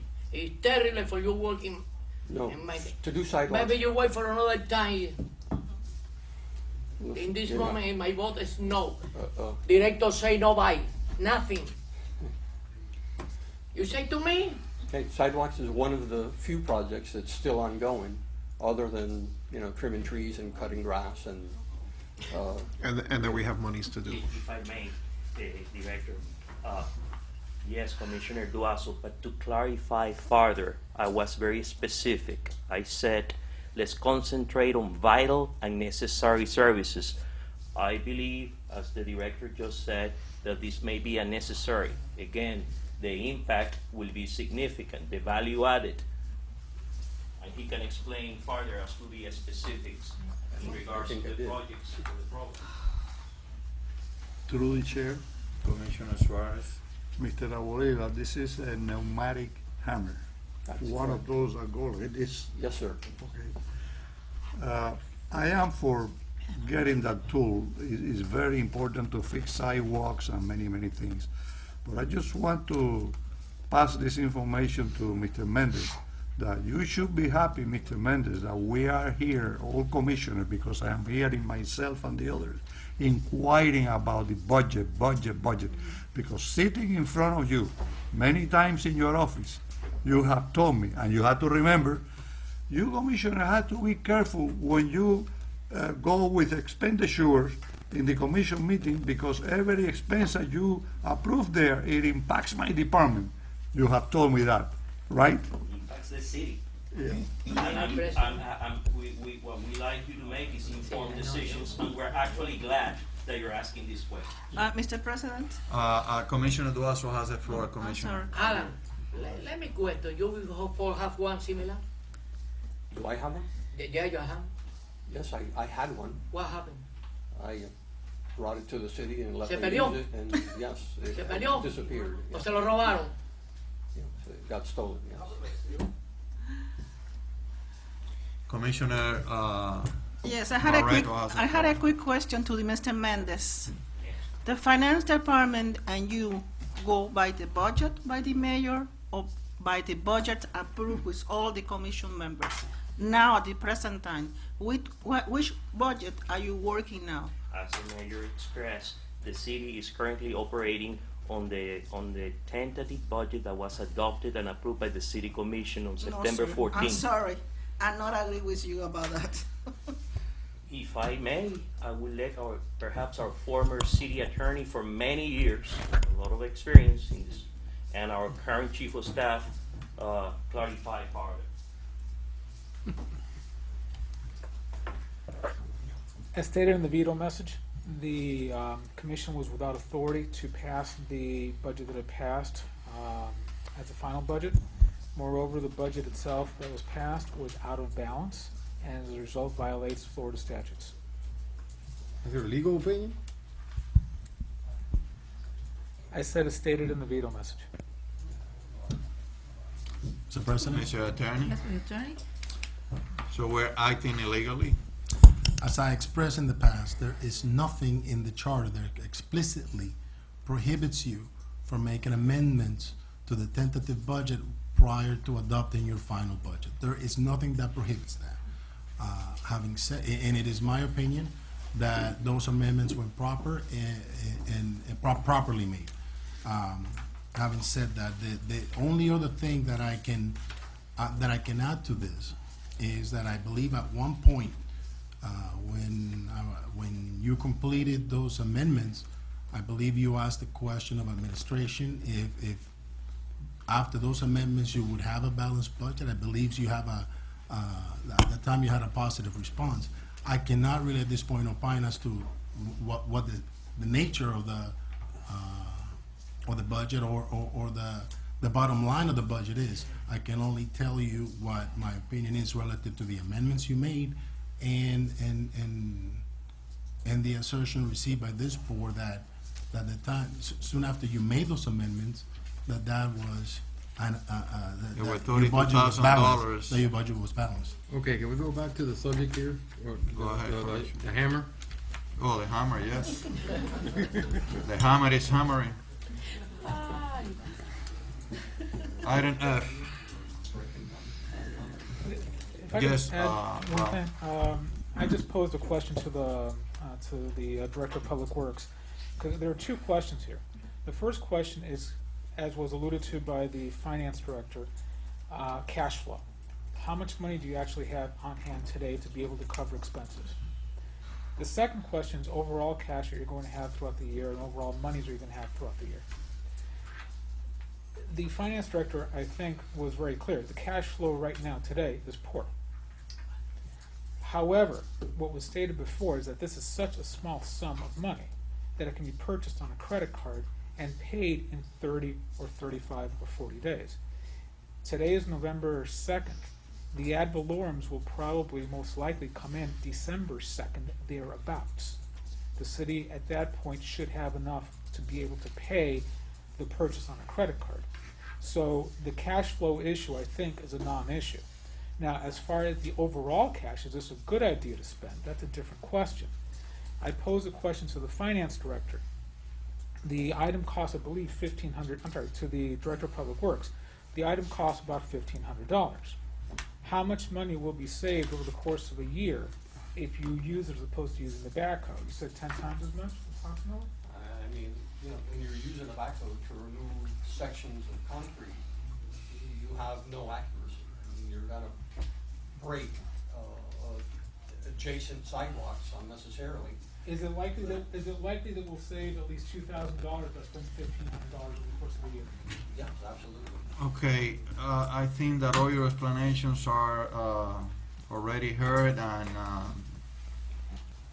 And to complement we have to that, vote. I'm sorry, Mr. President, to complement that, that's why we deemed as part of a necessary service. Not only going to take care of the beautification and repair sidewalks, but the impact for such a small investment, we could be saving many times that amount down the road. Through the chair. Go ahead. And Ricardo, not only that if approved today, it doesn't necessarily have to be purchased today. It can be purchased in about 2 weeks. So by the time that we end up paying, we're paying it in December when we have monies, Correct. which is what I mentioned earlier. So I have a motion. I say move. There is a motion on the floor by Commissioner Maronio. Do I have a second? Through the chair. If you have to, it's amended because it's incorrect. It's stating Granger's at one price and it's actually Lowe's at another. I understand. I'm waiting for the second to advise that. Second. Okay, I have a second by Commissioner Suarez as amended, Commissioner, As from amended Lowe's from Lowe's at $1,499. Definitely. Roll call, Madam Clerk. Commissioner Bergenian, No. Commissioner Barreto, No. Commissioner Yanio, No. Commissioner Maronio, Yes. Commissioner Suarez, Yes. Commissioner Duaso, No. President Diaz, No. Item F didn't pass. 5-2. Let's move to the additions to the agenda. We have item H. A resolution of the City Commission of the City of Sweetwater, Florida, authorizing the mayor to execute an agreement between Soleil Lake Condominium Association, Inc., and providing an effective date. Mayor? It's a weird situation. Soleil Condominium has to resurface their whole parking lot. And they're gonna break it down, I believe, I don't remember what the agreement says, into 6, 7, 8 sections. But as they're doing so, the residents need to park outside, so they ask permission to be able to park on the swale. But now, the biggest thing was that what we approached them is, what guarantee do we have that they are going to repair the swale after they park outside and tear it out? What we came to an agreement was, and we asked Alan to find out how much it would cost had they damaged the swale and they wouldn't repair it afterwards. So what this agreement says is that upon completion, they have X amount of days that it's left in blank, that I would recommend to put 21 days, no more than that, so it gives them 3 weeks, to make the repairs to the swale. They are going to provide a $2,500 deposit to the city. If they don't complete the repairs within that time, then they forfeit the deposit, and the repairs will be done by our maintenance department, our public works department. Mayor, is the swale big enough for all of them to park over there? They're gonna be parking over a large amount of swale. That's why it's the Gonna get deposit that damaged. was well, they're saying they're not gonna damage it. We were of the agreement that there was no way of parking outside for a the way period I- of time without damaging it. To the chair. The way I came up with the number was I estimated that it would take 10 pallets of grass if we had to replant all of the grass in the swale.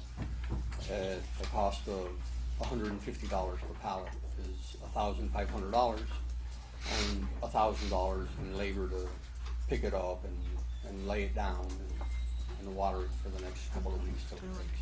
Move. That's what I- Okay, there is a motion by Commissioner Bergignan. If I through Chair, Second. the date is left blank on the agreement. I would like to recommend that it be no more than 21 days, so it's 3 weeks.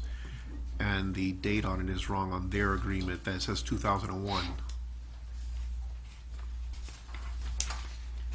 It has to be changed as well. So we have to make an amendment to their agreement.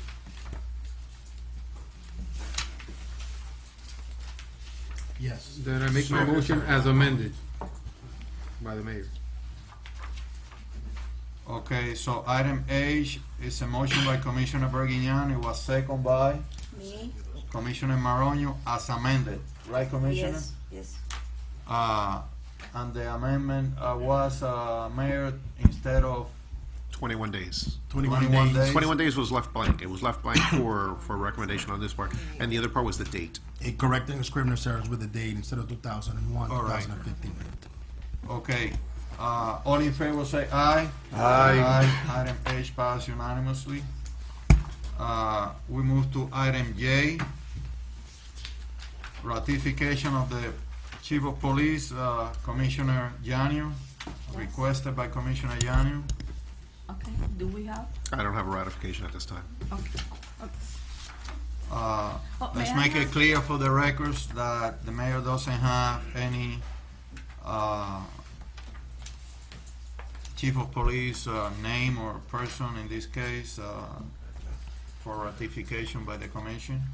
May I have the floor, please? Go ahead, Commissioner Okay. Llano. What is Officer Placido Diaz? An intern? Chief of police?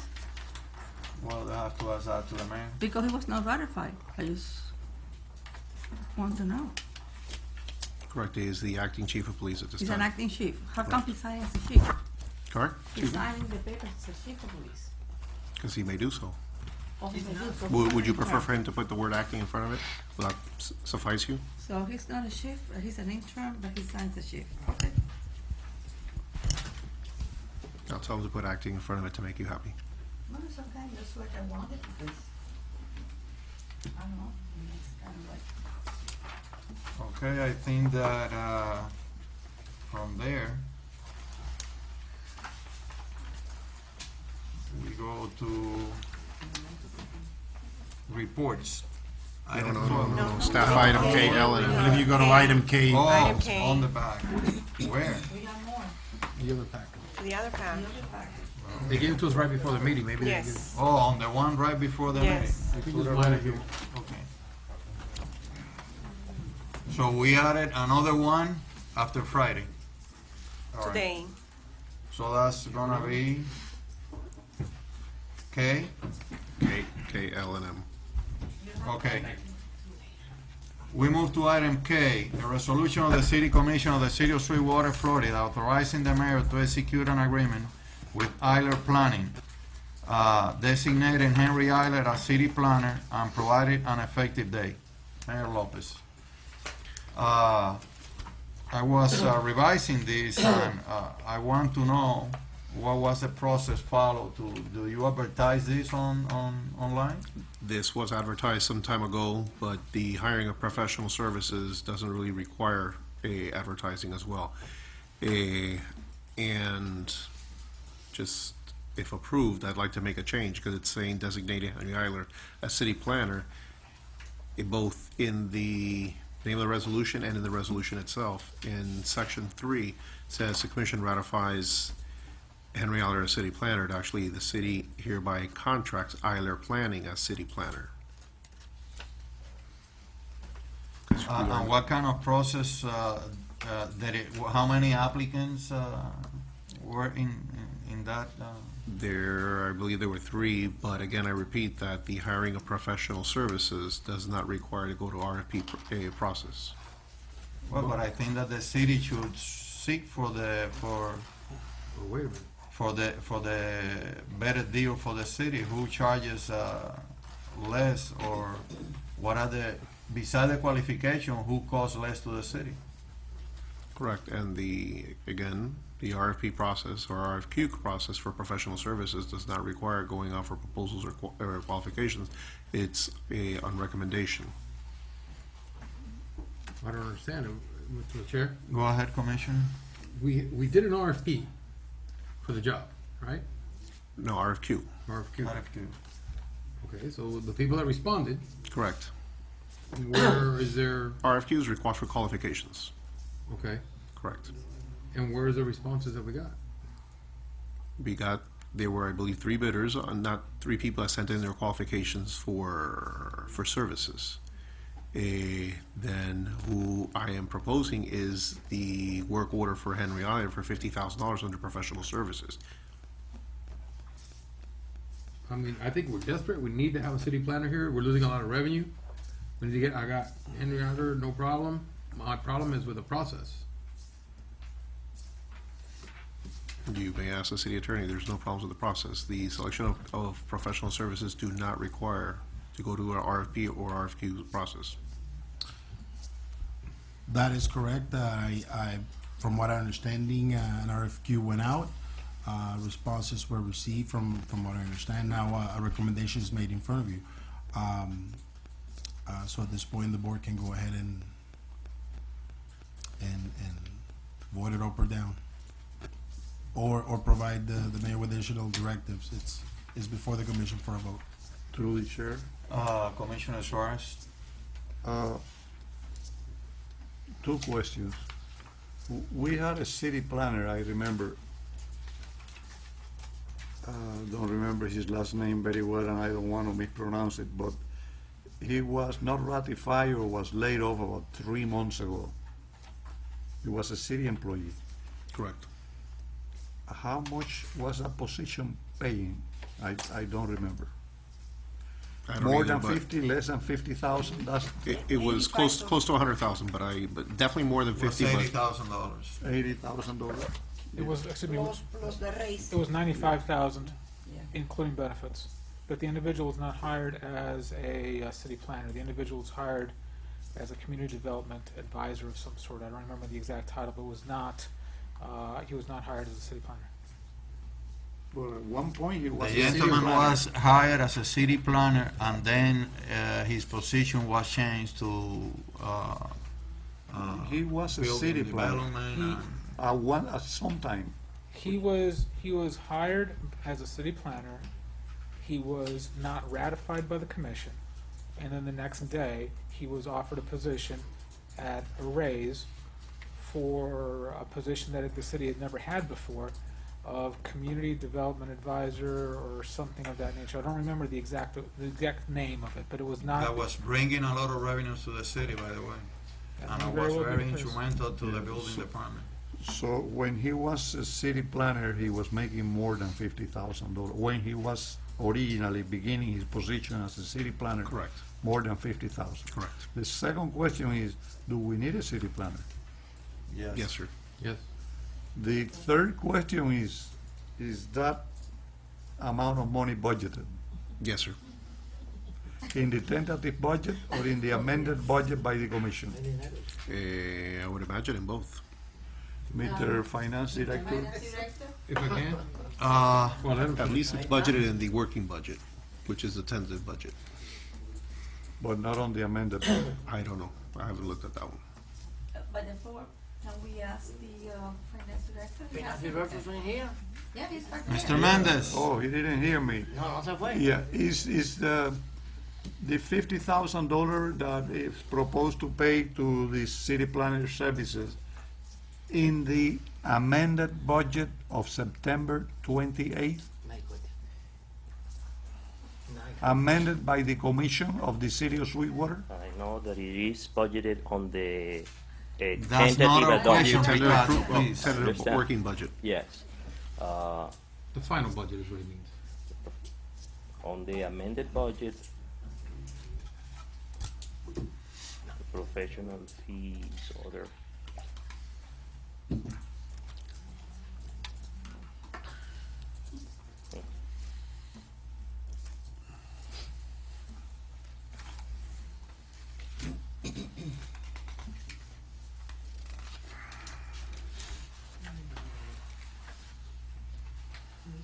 Commissioners, I recommend Unless- you to bring a unless- copy of the budget Okay. to every meeting so that we can verify the funding sources.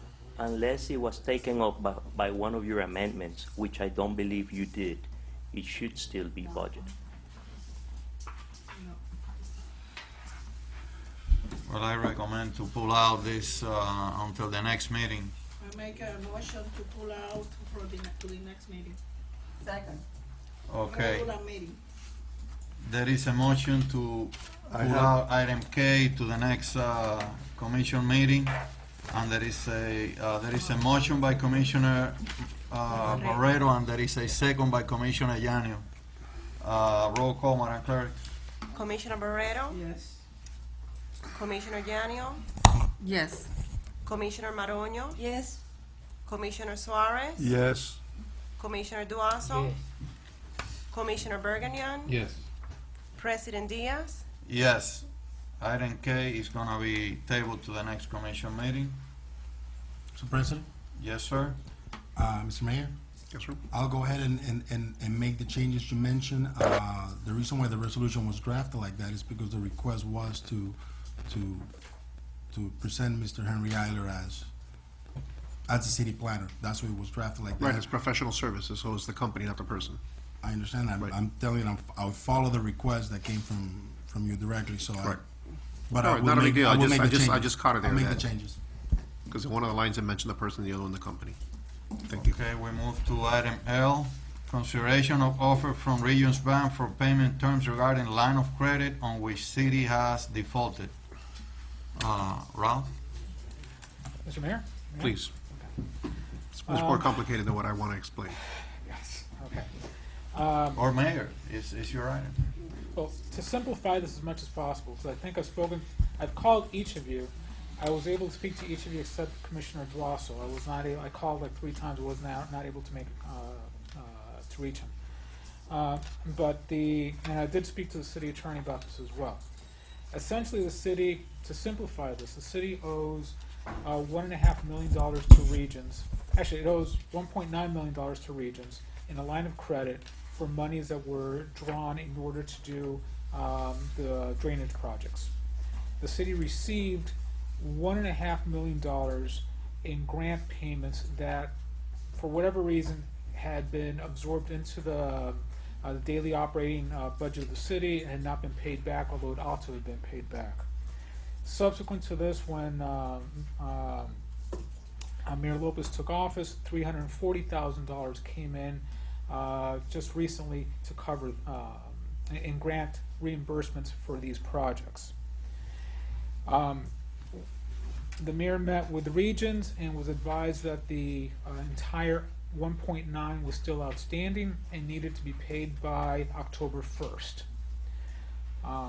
There simply was not money for this. It was a wholly unbudgeted item, and Regions was kind enough at that point to extend the maturity by 1 month to November 1st, Sunday. In the interim, we discussed the matter quite a bit with Regions. We met with Mr. Greasy and 2 other senior officials from Regions. There were multiple telephone calls that went by, and then there was an offer that was tabled or delivered by me to them. The offer was essentially modified into the offer you have at hand right here. I have reviewed it, the mayor's reviewed it, and we are of the opinion that it's an excellent offer. Essentially, it reads as follows. Of the $340,000 the city is to pay Regions, we will have till December 31st of this year to pay it. Regions will institute a civil lawsuit seeking a writ of mandamus sometime in this month or early in December, which the city will not contest. Regions at that point will get a writ of mandamus that will compel, in theory, it can compel the mayor to execute a check for $1.9 million on the spot. There is no defense to this, at least in my opinion, there is no defense. Upon receipt of the original $340,000, Regions will execute a forbearance agreement with an effective date of November 1, 2015, which would have been yesterday. The forbearance agreement will last 1 month. And what that means is that although Regions has a writ of mandamus in its hand, it will not use that writ of mandamus for 12 months. It's set aside, and the matter is essentially stayed for a period of 12 months. During that time, the monies that we owe Regions will accumulate interest at 13.5% interest.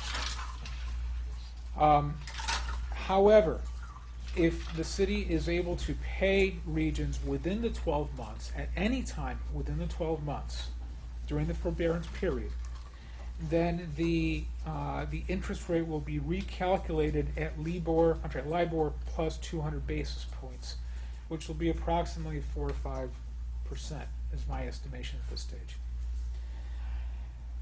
The city will also promise to sell the 5 parcels in the annexed area in the northern district to satisfy this debt.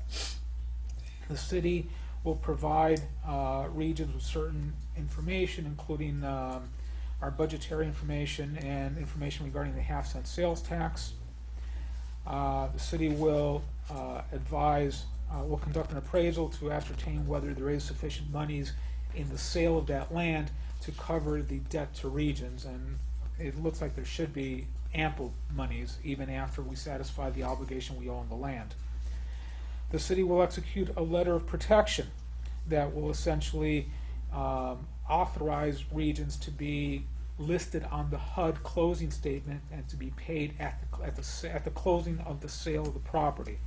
So in other words, they will be a participant in the actual closing itself. The money would never go through the city, it would be paid by the closing agent directly. If the debt is not paid within the forbearance period, then at that point they will be entitled to a writ of mandamus and will essentially compel the payment of the entire amount. However, one thing to be noted, that will take place in the next fiscal year, not in this fiscal year. Now, there were some questions from some of you as to whether this agreement compels the sale of the land at any time in the near future. The city is essentially agreeing to sell the land at some point before the end of the fiscal year in order to satisfy this debt to Regions. However, if at any point between now and the end of the fiscal year the city is able to come into more monies for whatever reason, that would satisfy the debt to Regions, then we can satisfy the debt directly without having to sell the land. At this particular moment, they don't have to participate on the closing, and there is any provision on your agreement for that? They will participate in the closing if the property is sold during the fiscal year to satisfy the debt.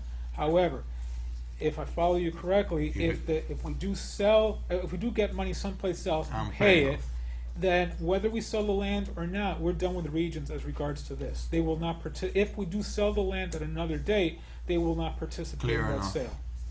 Now, finally, there was another question by one of you as to how binding this agreement actually is. Actually, at this stage, it's not a binding agreement on the city. What this document is essentially is a letter of intent.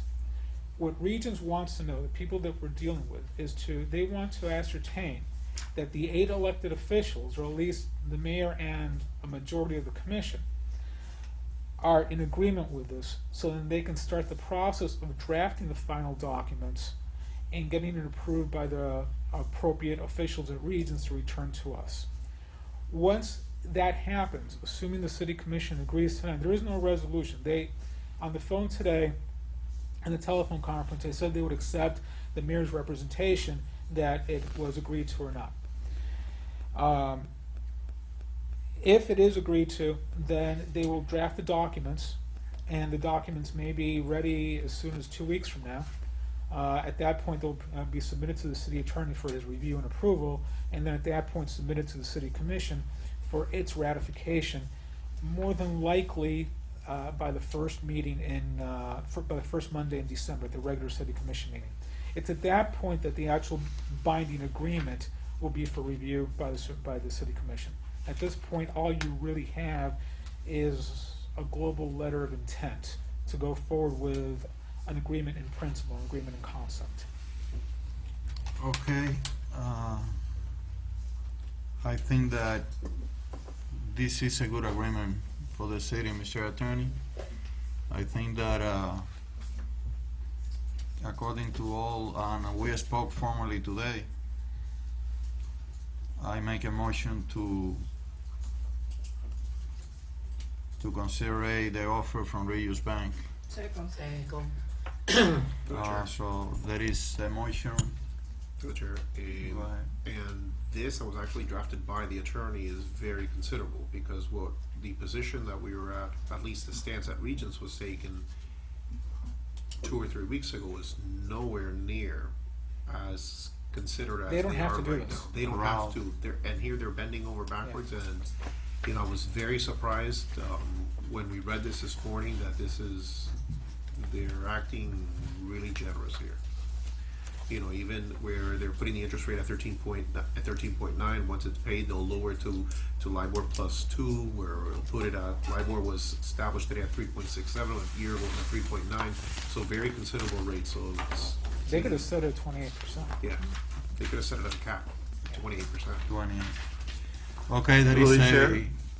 Through the chair. Go ahead, Commissioner Suarez. Mr. Ventura, Yes, sir. one simple question for you. Yes, sir.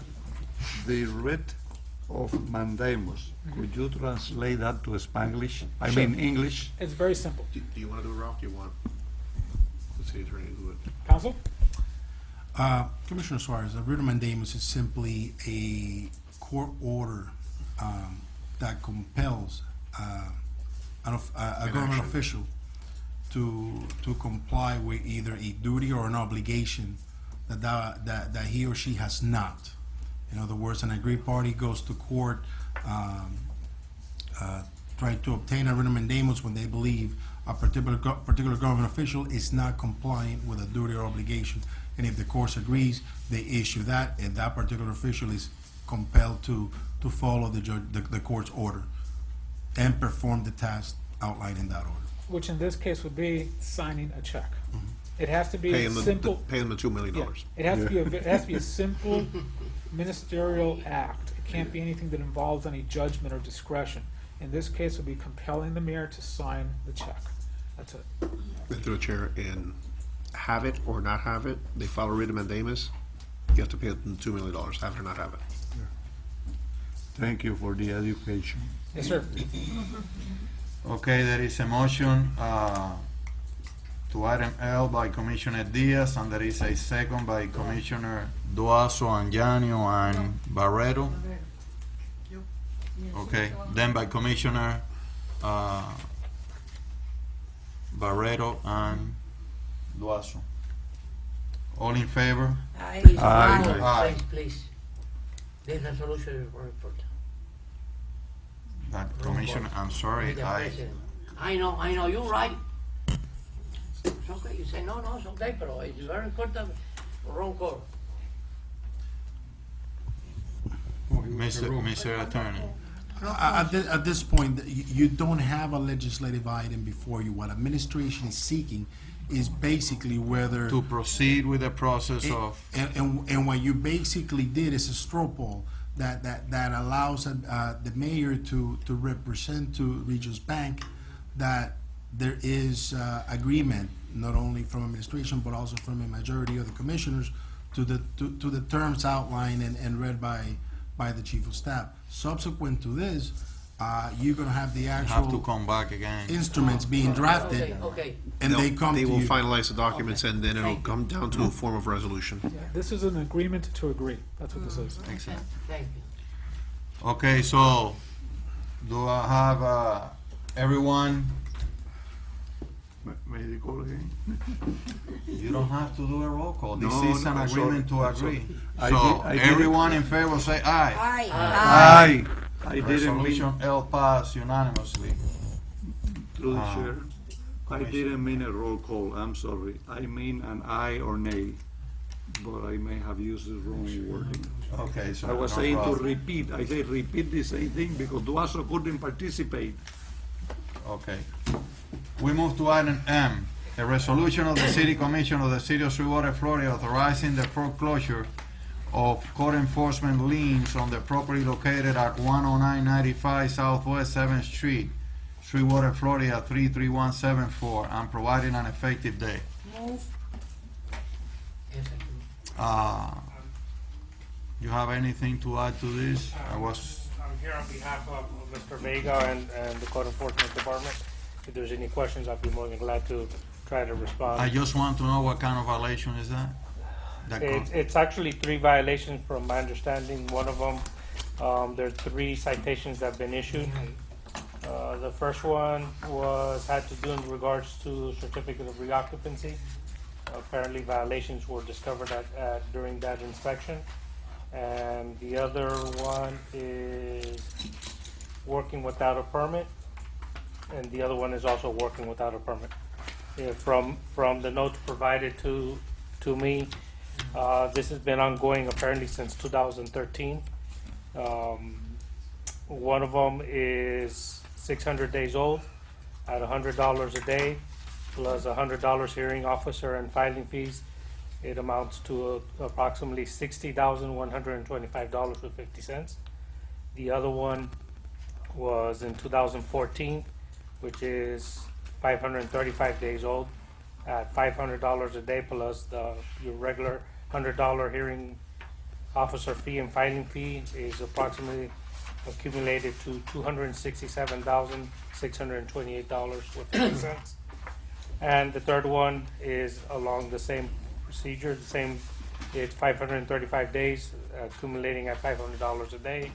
$100 for the hearing officer also has accumulated to a total of $267,628.50. So, yeah. Apparently, this has been something that the code enforcement has reached out and has tried to get some closure and compliance. Yeah, and it hasn't been done. And at this point in time, I think it leaves the city with no other alternative. Okay, thank you, Mr. Lanza. Commissioner One Duarte. question, Mr. Lanza. Suppose no people live in this. I'm sorry? No people live in the other. I don't know. I can't answer if they do. The house is vacant. Está vacante la casa. The house is I can't, I don't know. No, sir. I don't know.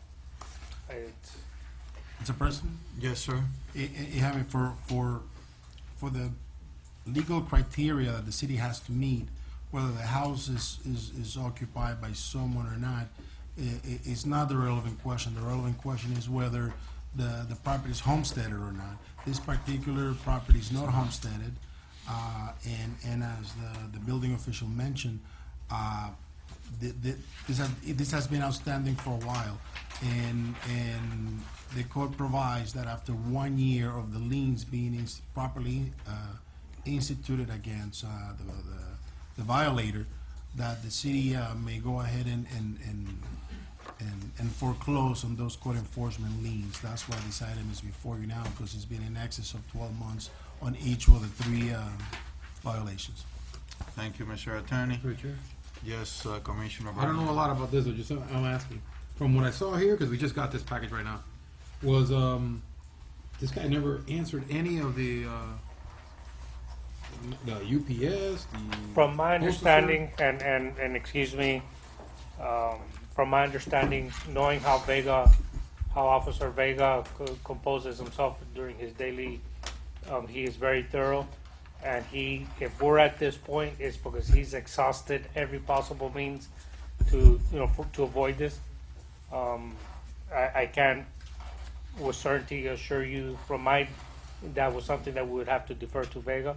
But knowing the way he handles the cases and his procedures and the tendencies of us as a city to try to encourage compliance, if we're at this point, it's because there's no other alternative. but nobody ever seen or spoke or anything to this guy. From my understanding, it's He returns and everything. I think if I'm not mistaken, the person or the owner owns multiple properties throughout the city. Correct. Would we be responsible if you owed taxes on that to the county? If we foreclose on it, yes. Could the taxes be more than what? No, more than what the property's worth? No. But I don't know. It house hasn't could- paid for 5 years, and it's. No, it's been going on for 3. Commissioner Bergen? 3 years. As I was doing some research trying to determine whether the property was homesteaded or not, I came across the taxes that have to be paid, and I believe they were in the range of $2,500 a year. So I believe the amount of the lien far exceeds any accumulation of unpaid taxes. Move. Okay, there is a motion by Commissioner Borgignan on item M. I say move. So there is 2 motions by Commissioner No, for second. Maronio and Commissioner Borgignan. Do I have Second. a second power second? Okay, I have Commissioner Yanio seconded. Oli, you want to vote, Commissioner Duarte? Okay, all in favor say aye. Aye. Item M pass unanimously. Chair, I'd like to excuse myself. My wife is home and she's not feeling well, so all my Go items ahead. have been heard.